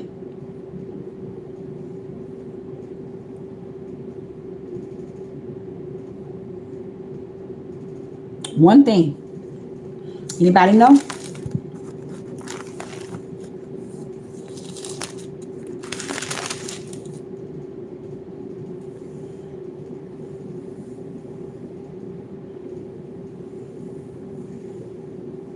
Nobody? We can be perfect in what you call faith. Believing that he is who he said that he is. You can be perfect in that. Because the moment you step out of the realm of who man say he is, and you believe him for what he say he is, you can be perfect in faith. Believe in him. That's a beautiful thing. That's an area where you can be perfect. Yes, you can. Yes, you can. It's very easy. In Revelation chapter 13, Revelation chapter 13 and verse 8 and 9. Here we go. Revelation chapter 13, verse 8 and 9. 8 and 9. And it reads 8. And all that dwell upon the earth shall worship him, whose names are not written in the book of life of the Lamb slain before the foundation of the world. Now, do you see the Lamb that's slain before the foundation of the world? You notice the Lamb is now capitalized. Remember, I showed you one where it had Christ, because he's the power. And it had Lamb lowercase. You notice here you see Lamb is capitalized. You don't see Christ near it. That's to show you when the power is Yah. You see? And it wanted you to see the difference. It got Lamb sitting there lowercase, but it buckled up when it came up when it came here. And the book of life of the Lamb slain before the foundation of the world. He said those others going to worship this beast and wicked and evil. Those that's not in the Lamb book of life is going to worship the devil. What did he say? Those that are in the book of life, they've been put in there before the foundation of the world. Going back to what I was telling y'all. See, I've been saying that I think in 3 weeks. I'll be telling y'all.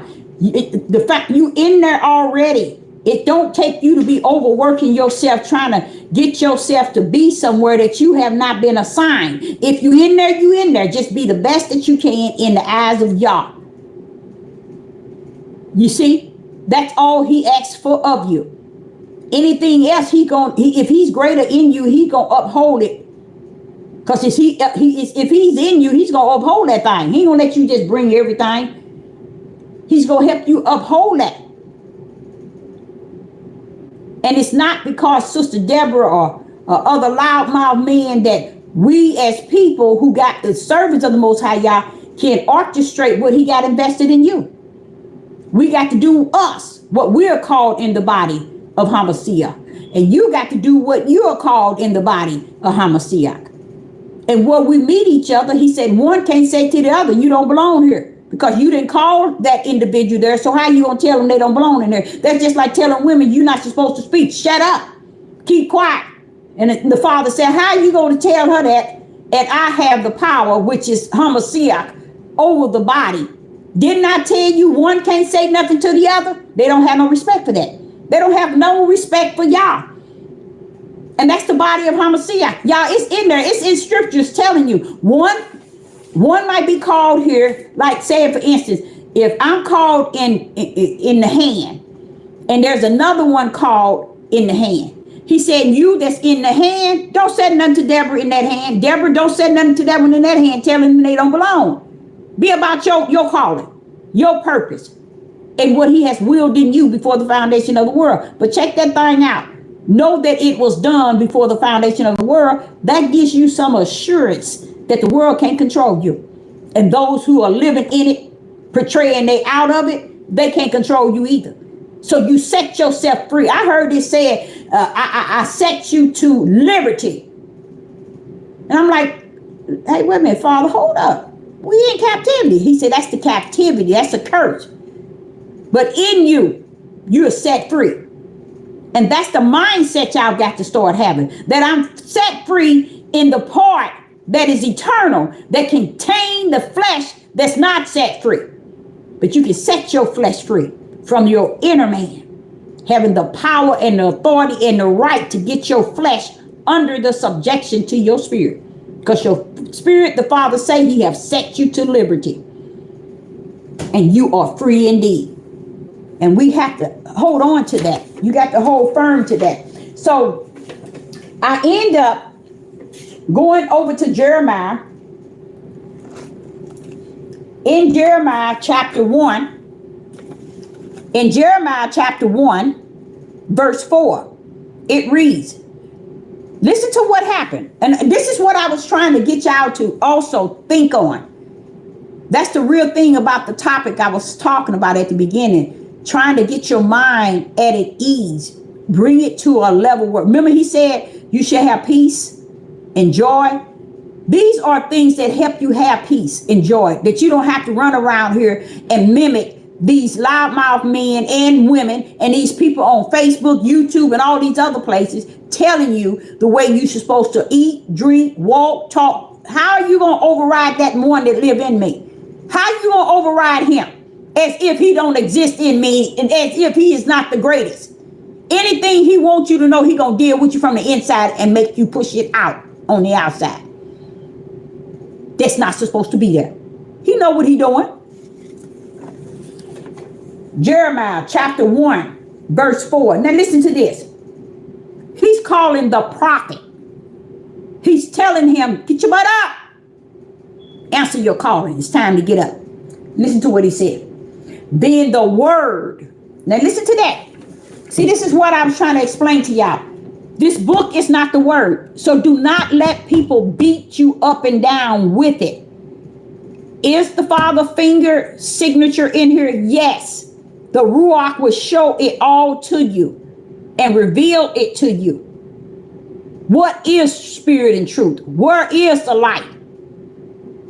But he'll show you through the book because it's so much smearing and so much changing. Listen to what Jeremiah chapter 1 verse 4. This is for women and men that tells people a prophet not supposed to tell nobody they're a prophet. Use a fool, and use a fool.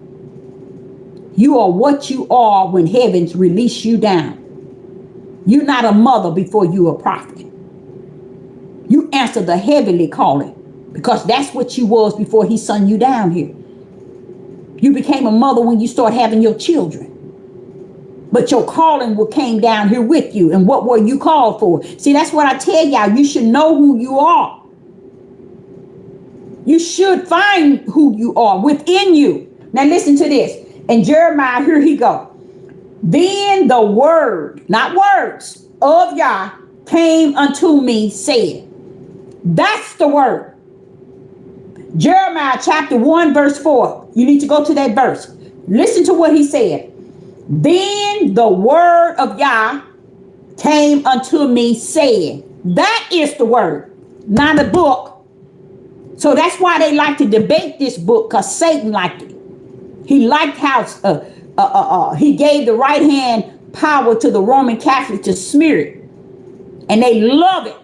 That's why they can get in here and debate this book. And only part they're going to be able to debate is the things that makes them counteract against Yah so their flesh can have the pleasure it desires. That's really what their debate has always been about. And it's not just polygamy, but the things that they want to continue to do in their flesh, they ready to buckle up and start debating. It don't make sense. Now listen to this. Jeremiah is just getting approached. He's getting ready to get it laid on him. He's telling you and I that the word of Yah came unto him. And this is what I be telling y'all that. I know y'all be saying, how is he saying that to you? How is he coming to you and talking to you? How is he talking to you through the water? He know who he got down here. You might not know who he got down here or believe who he got. He knows who he got. And here go Jeremiah saying that the word of Yah came unto me saying, verse 5, behold, I know it didn't say behold, it says, before I formed thee. Now look how he's telling this man, a flesh man, before your butt was formed. That means you weren't even in your mother's womb. Listen to what he says. Before I formed thee in the belly, I knew thee. Now, why would y'all have a problem understanding what Sister Deborah is telling y'all that something took place before the foundation of the world? This is something that took place.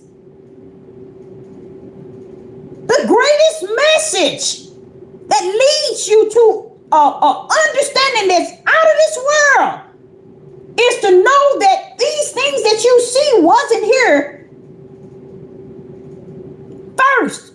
Heaven had it already orchestrated. Now listen to this here. Jeremiah chapter 1 verse 5. Before I formed thee, this is the Most High, in the belly. That means before he was in his mother's belly, I knew thee. And before thou came forth out of the womb, I had already sanctified thee.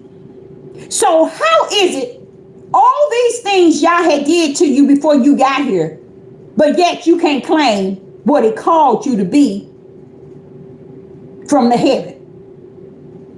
That don't make any sense. Because I heard several ugly mouthed women that been on this devil platform so long, but they still ignorant in their teaching. You're not a prophet, not supposed to go around saying they're a prophet. Use a fool, use a fool, and use a fool. I'm not ashamed to say who my calling is. It was given to me in the heavens. And you think I'm going to be on this earth not proclaiming it? Because you say you's a fool. Now listen to Jeremiah. He's telling Jeremiah that I formed thee in the belly. I knew thee. He said, before you was in the belly, I formed thee. I knew thee. And before thou came out of the womb, I sanctified thee. So you see, okay, let's say somebody out there. Say, for instance, he had called you to be an evangelist, to travel and speak to people. He's already telling you right here. Y'all don't believe what took place before this is what I'm telling y'all. This stuff took place before the foundation of the world. You sure? He hung on a cross before the foundation of the world, not when he got down here. That's such a powerful teaching to the point people can't receive it. They can't receive it because it's too hard to believe. You mean I don't have a choice? You mean I don't rule? I don't control? You mean I can't have my way? I can't do it my way? No, you can. Heaven's already done orchestrate the way that you're going. So listen to this. He's telling Jeremiah, I had already sanctified you before your mother birthed you. And what did he say? And I had ordained thee a prophet. unto the nations. Now you gonna go tell Jeremiah this, that you had ordained him as a prophet for the nations. Ordained means I sealed and approved you to be my prophet. So what do you look like telling somebody, oh, my name is Jeremiah? No, you got to call it out. Why are we ashamed to answer the callings in which Yah has ordained us, predestined us, sanctified us in for his purpose? Oh, nobody don't want to claim it. That's why you got a lot of them on these devil platforms. I'm a bishop, I'm a pastor, I'm a prophet. But they don't even understand, even in that calling that you say that you are, where is your power? Because if you go back to the biblical, those apostles had power. Those apostles was waking up the dead, child. You won't find a man on this earth saying he's an apostle that can do not even one miracle and sign. Did the prophets? Now, let me ask y'all something. Would you say that the prophets in the instructions and direction book show miracles, signs, and power? The prophets. I'm gonna see you.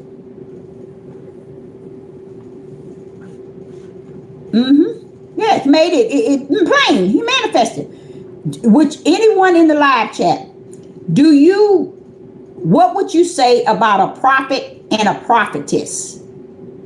When you go into the book, did Jeremiah, Ezekiel, Isaiah, were they performing miracles, signs, and wonders, or prophets?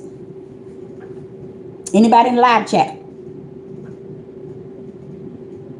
And y'all, this is really good today. This is really good because this is something to really think about, and it's really a set you free. It'll let you stop thinking that my Most High is so hard. He's hardcore, and it's hard to serve him. It's hard to worship him. It's hard to give him the glory and the praise. It's hard to honor him as all that he is. Okay? And the question was, you say yes, but I'm trying to see the prophets, Jeremiah, Isaiah, Ezekiel, and all the other prophets in the Bible. Would you say that they did miracles and signs?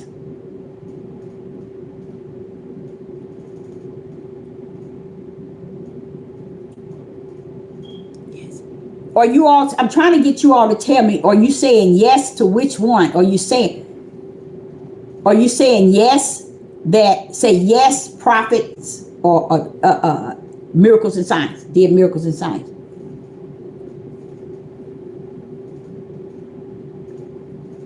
And I'm just trying to show y'all some things, even though I'm not ashamed of the power that I have used. I was giving that same man I was talking to 4 hours, I told him the testimony of me using that power. So I can't afford for somebody like him to tell me that, it's hard for you to believe in a God. Okay. It was his word. I'm trying. The question is, yes, I believe. Okay. One saying yes. Y'all, let me explain something to y'all. The question was a simple question. The question was, okay. The question was, did prophets and prophetess show signs of miracles, signs, and wonders? Simple question. Yes or no? So I can move on. That is so simple. I just can't get. Now, I don't want you to say what you think somebody want to hear. I'm just asking you, have you ever read that? Okay. So I'm going to say this to you. They didn't. No, they never did. See, the people have to understand. This is why I was telling you the positions of your calling. You have to be able to identify it within you. You don't need Sister Deborah to tell you who you are. You see? You don't need, but Peter wasn't a prophet. Okay? Peter was an apostle. Okay? He was one of Yeshua's disciples that was the prophet. He was an apostle. So yes, he had miracles and signs and wonders. It was given to him on the day of Pentecost. TJ, You are TJ, you got it. That's it. They just spoke the word. Thank you. That's all I was, you said it just as plain. Thank you so much. Because you just said it just plain. That's the simple thing that I was asking about. Peter was an apostle. He was once a prophet that walked with the Messiah. You remember the day of Pentecost when the rushing roaring wind came and they was full of the Holy Ghost, came down on them. Then they received power. Now, the Father is not saying you don't have that power, but when you want to see, when you hear Sister Deborah saying, an apostle, they want, now listen to what I'm just trying to get y'all to get a feel of what I'm saying. When they go around here talking about, yeah, I'm an apostle, like Geno Jennings, I'm an apostle, use a fool and use a fool. Because the apostles back in the biblical, they pull up with all power. Where is yours? And I ain't talking about going and baptize nobody in no nasty water. Where's your power? And these pastors that's out here, they don't have no authority. They don't have no power, none whatsoever. And when you over a congregation, you better pull up with some power. You better have some power. Don't be out here leading the whole flock with no power. Because if your congregation gets sick, who's going to pull them up? You want to rule and be their God and be their overpower and be over them and tell them what to do, but yet you don't have no power. And you got people staying out in the woods, running behind these men, talking about letting the men be leaders, rulers, and kings, and they ain't got your tail under insurance. They ain't got you no life insurance if something happened to them or happened to you. They ain't got you no medical insurance, no dental, something happened to them, or you decide to get away from it, you get tired, guess what?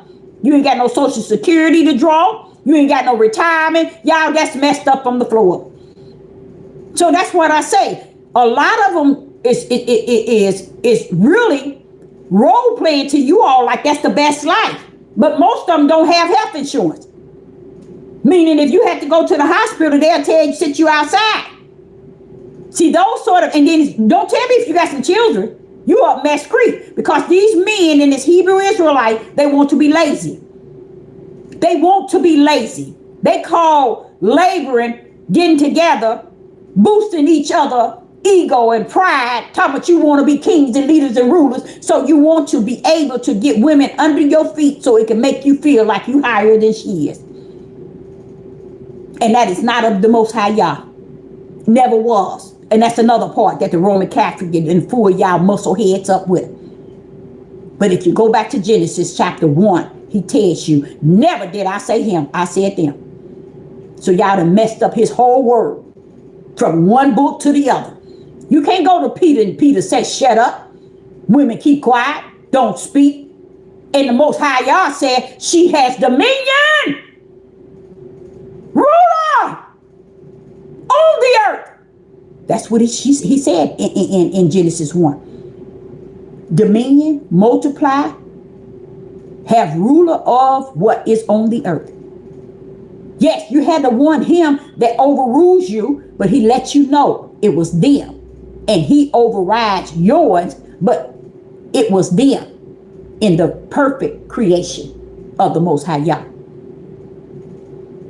So this is showing you how the Bible speaks 2 times how the end days is going to show you how the world is out of order, off course.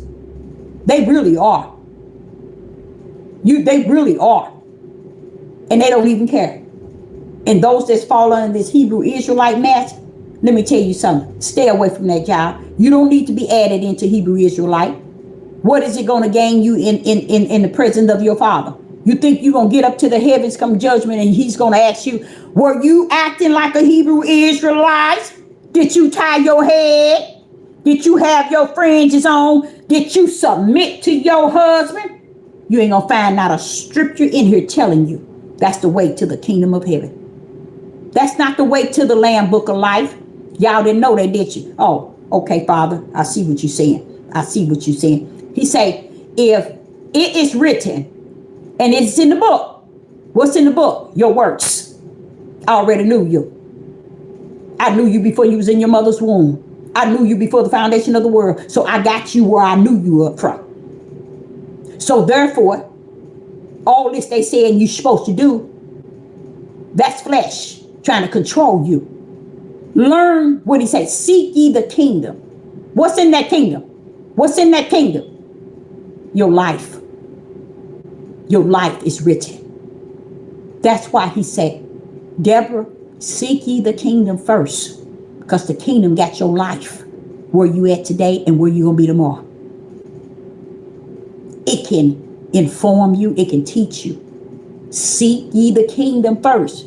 So do y'all understand why he said seek ye the kingdom first? Because the kingdom have the answers, y'all. The kingdom have the real answers. And we looking at loudmouth men that don't know they left nor they right, but want to tell you how to live, how to walk, how to talk, what to dress, what not to dress in. Wait a minute. What did he say? I just read y'all 7 verses where he said, I knew you before the foundation of the world. So that means that because you got your head wrapped and make me know you better. Because you wearing fringes don't make me close to you. I got you already in the book of who you are. You think I judge you because you had your hair out? You think I judge you because you had on pants? Where do you see that?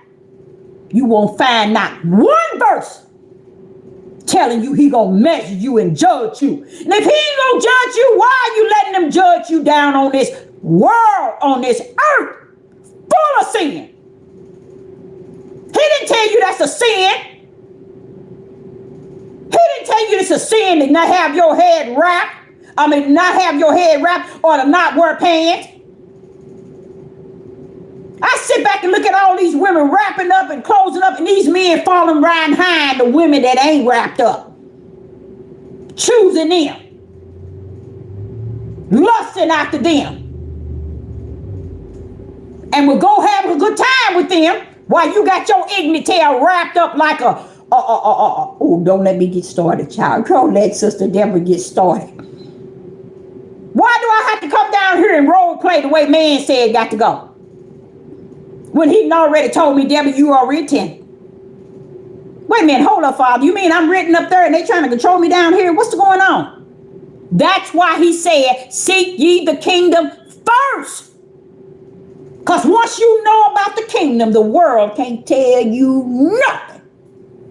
That's why. And when you start seeking the kingdom, you're telling him, I want to know who you are, not who they are. But when you don't and you seek in their ways, no.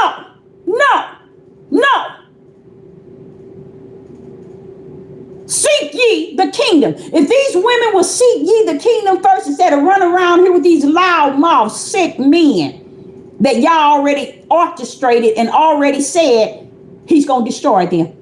So where you going to be? What did I tell y'all? That girl, she's a young girl. The lady said she's a young girl. Now, if she got kids, her husband had died, you ain't got nothing.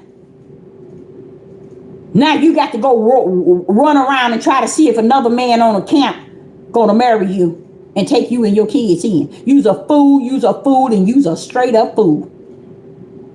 That should have been, I know if that person had any sense, but he called them silly women, Lotta was saying, if she had any sense, you taking your, why is he got you down here telling you to go to the Social Security building? Why you got to go to the Social Security building now? I thought you was living off grid. I thought you in the woods somewhere. I thought you was with your Hebrew Israelite like camp. Why are you going to Social Security? For what? That's the same government to give you a birth certificate and your Social Security card. Do that make sense, y'all? You see what I'm telling you? Why is he telling you to go down there to Social Security so you can get some money for your kids? You know why he telling you that? It's because he know his no tail ain't gonna take care of your tail. That's how stupid these women are. This is how stupid they are. Anything happen. You have a ruptured kidney. You think that Negro gonna take out money to get you to pay for your hospital? No. got your tail going to the Social Security now. Wait a minute, that's the same place give you your Social Security. It's the government. It give you your Social Security card. It give you your birth certificate. Why are you in line trying to get the money? Wait a minute. You mean to tell me he got you going to the Social Security? If that ain't a cult, I don't know what it is. And these people will not see the light, the day of light. They too busy seeing the darkness. So my last verse is this. My last verse is coming from Jeremiah chapter 9. This is it, y'all. This is it. And this got 4 questions. This is it, and I'm going to let you go. Jeremiah chapter 9. Then the Lord put forth his hand and touched my mouth. Jeremiah is the prophet. He's talking about when Yah called him. Okay? He heard the word of Yah. You see? Coming out of Yah's mouth himself. See, if Jeremiah said in Jeremiah chapter 1, verse 4, then the word of Yah came unto me, saying, wait a minute, Jeremiah, you know I'm about to get on you. Wait a minute, Jeremiah, what are you talking about? The word of Yah came to you. You mean to tell me you wasn't reading the Torah? You mean to tell me that you wasn't reading the Bible? You mean to tell me you didn't hear from a pastor or a teacher? You mean to tell me that Yah orchestrated all of this himself? This is questions that we all should be seeking when we want to seek ye the kingdom. If Jeremiah is called to be a prophet before the foundation of the world, okay, he molded and shaped him, he sanctified him. Listen to this. And then Jeremiah come up and said, the word of Yah came unto him. Wait a minute. You mean you didn't read Torah? You didn't read the Bible? Do y'all see it? Do y'all see the power in what I just said? This is the prophet, Jeremiah. You don't hear him saying, the Torah said. You don't hear him saying, the word, the Bible said. You don't hear him saying, the leader or the pastor said. Do you get what I'm saying? He said, the word of Yah came to who? Him. When Yah call you with a holy calling, that's between you and him. And not you and them. You and him and not you and them. So what happens? Jeremiah said in verse 9. Jeremiah chapter 1 and verse 9. Then the Lord put forth his hand. There go that power. And touched my mouth. And the Lord said unto me, look, that means behold, I have put my words in thy mouth. What is, okay, in thy mouth? Look what Yah did. He did a miracle to Jeremiah. He put that power. See, don't you see that? He put his hand. You don't see S on it, do you? You don't see the S on hand, do you? You know why? Because it was the right hand, the power. Then the Lord, in verse 9, then the Lord put forth his hand, that was his right hand, and touched my mouth. He put that power on him, y'all. He put that power on him. Why didn't he tell him, no, you go read Torah? No, you go find a pastor. How can you hear if not a pastor? So what do you, Jeremiah, go and find you a pastor so you can hear. Do y'all get the point I'm talking about? We are messed up from the floor of taking every word out of the flesh of these men and women that's leading us nowhere but in a circle, in a dark room. So this leads me to understand that, okay, Jeremiah, what is missing in this? What is missing? It says, you mean you didn't have Torah to help you? He didn't tell you go read Torah, Jeremiah? Did Jeremiah in the live chat, did he need anything from man? from a pastor, from an apostle, from a teacher, from Torah, from the Bible, from another prophet. He didn't need a cock and bicking thing.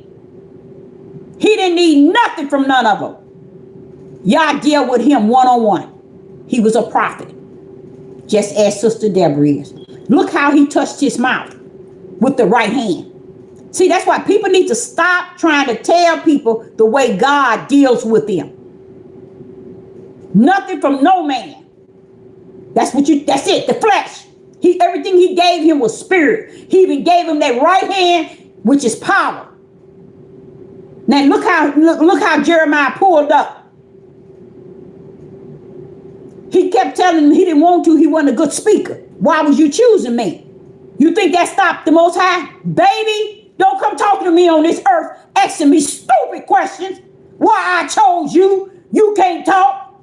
Don't talk to me. Heavens had already wrote you in for this. I predestined you.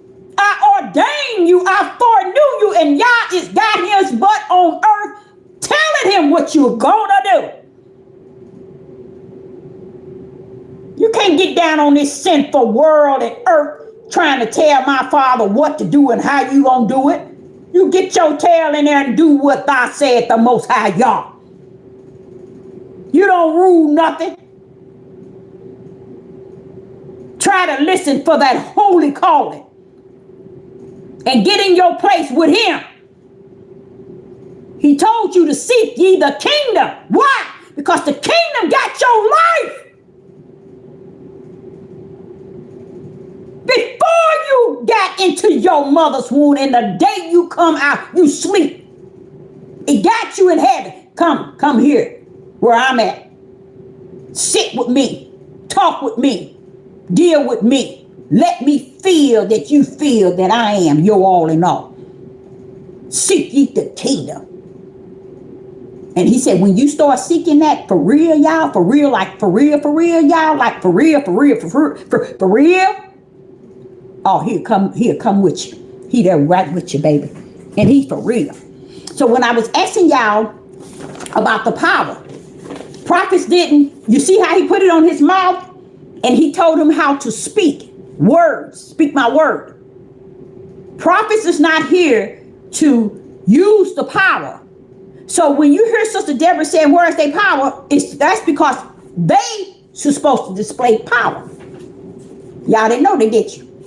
When you see all these pastors, these bishops, these apostles, these seers, these Maureen, they supposed to have the power with them, y'all. They ain't even showing y'all none of the power, but they want to give you the word. You can't do that, baby. You can't do that. Like even, I'm going to show you, I'm just going to speak of me. Okay. I know my calling. I know my purpose. I know who he is in me and I am him. I lean to what he is. I seek him. And because of that, I put him on the highest pedestal.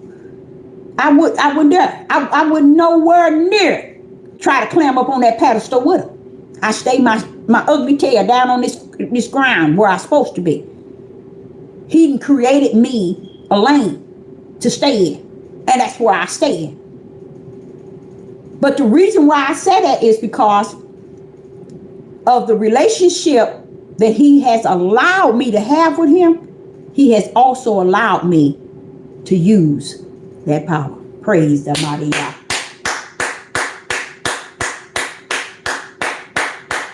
I tell people, you can't tell me nothing.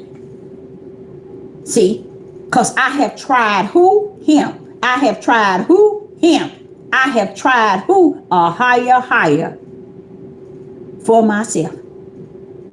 And I have found him to be all that he said he is, was, and going to be.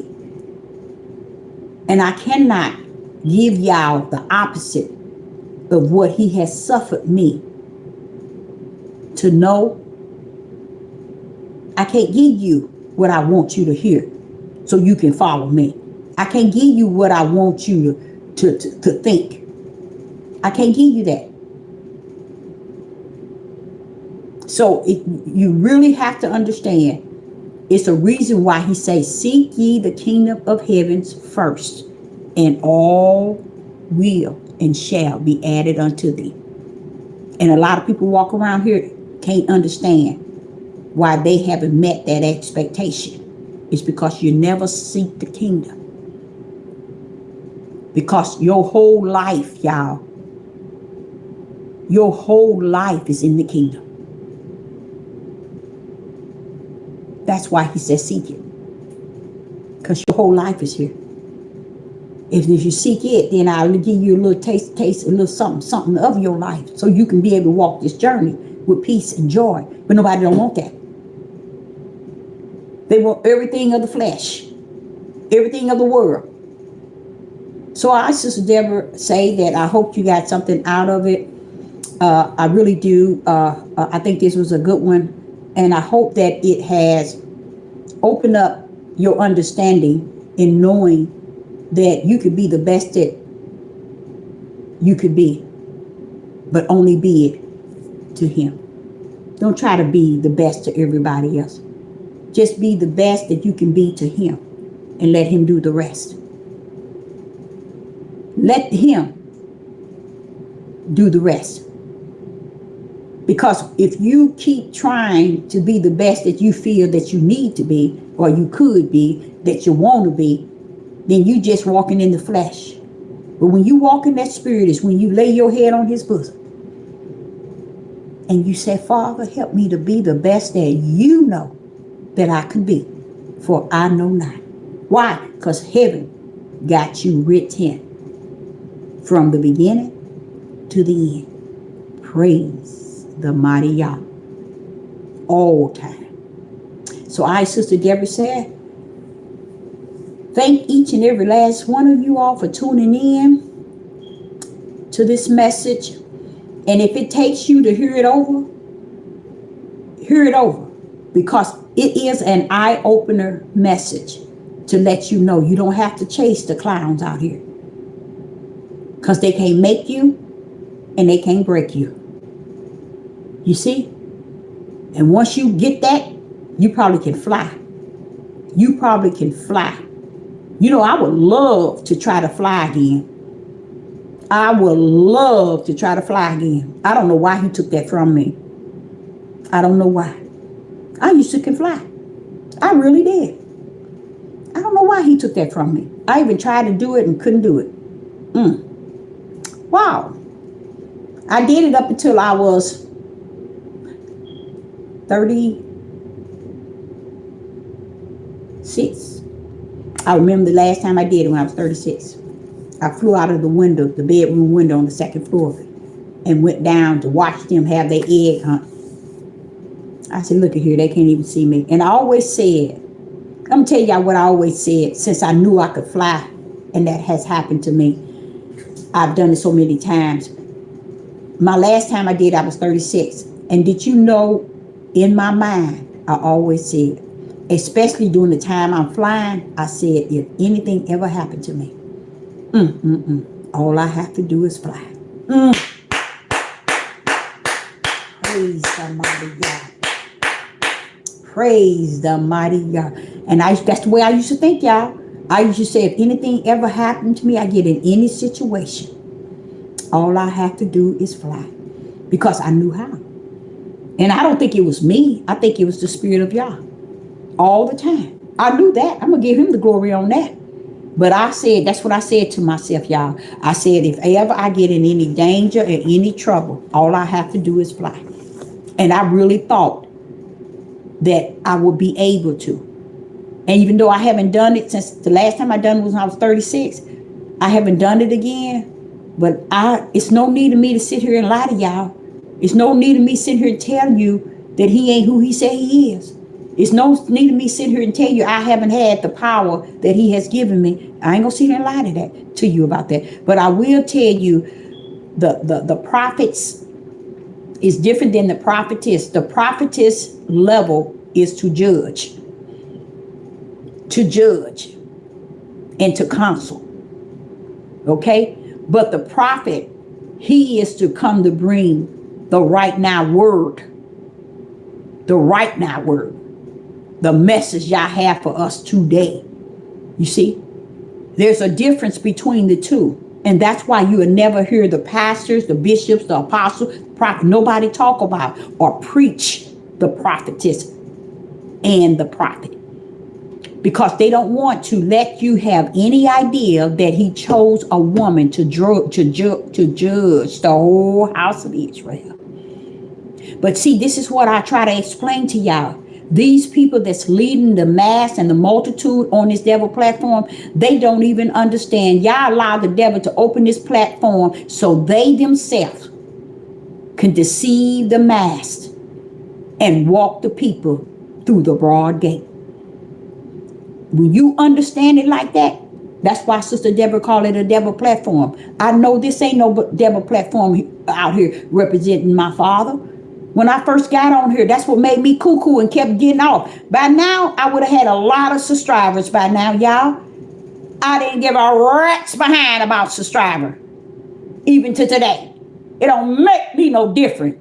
How is any of that going to override what's in me, that's invested in me? I wouldn't give what he is in me and what he's been for me for anything on this earth. Or anybody. But I'm telling you all, it's nothing on this earth worth anything outside of worshiping, trusting, and believing him to be the first thought in your mind and the last one. All this other mess don't mean nothing. So I, Sister Deborah, hope you, like I said, I appreciate each and every last one of you all tuning in. And I also want to thank those who have donated. I appreciate that. And even with that, let me tell y'all something. I know I'm going to get in trouble if I don't stop. And I need to stop. My desire was, I wanted his right hand to move on those who have donated. And I kept telling him, can you do that for me? He said, no, I do it for me when I do it. Because see, I just always remember people who did help me throughout my life. When I see those people, they always talking about how after they did it, the blessing they got. But just like I used to fly up until I was 36. And now I can't fly no more. You see what I'm saying? That's why I know he's doing a new thing now. And it's not so much it's a new thing, it's lining up what heavens has already orchestrated. So I just want to say to you all, I appreciate the donations, the offering of for a cold drink of water. I want to say thanks to each and every last one of you all, and I love you for that. And I say to you all, have a pleasant night. And I'll be back tomorrow. Shalom and shalom. Now I got to figure out how I cut it off. Oh, there it is. All right, you guys. Shalom and shalom.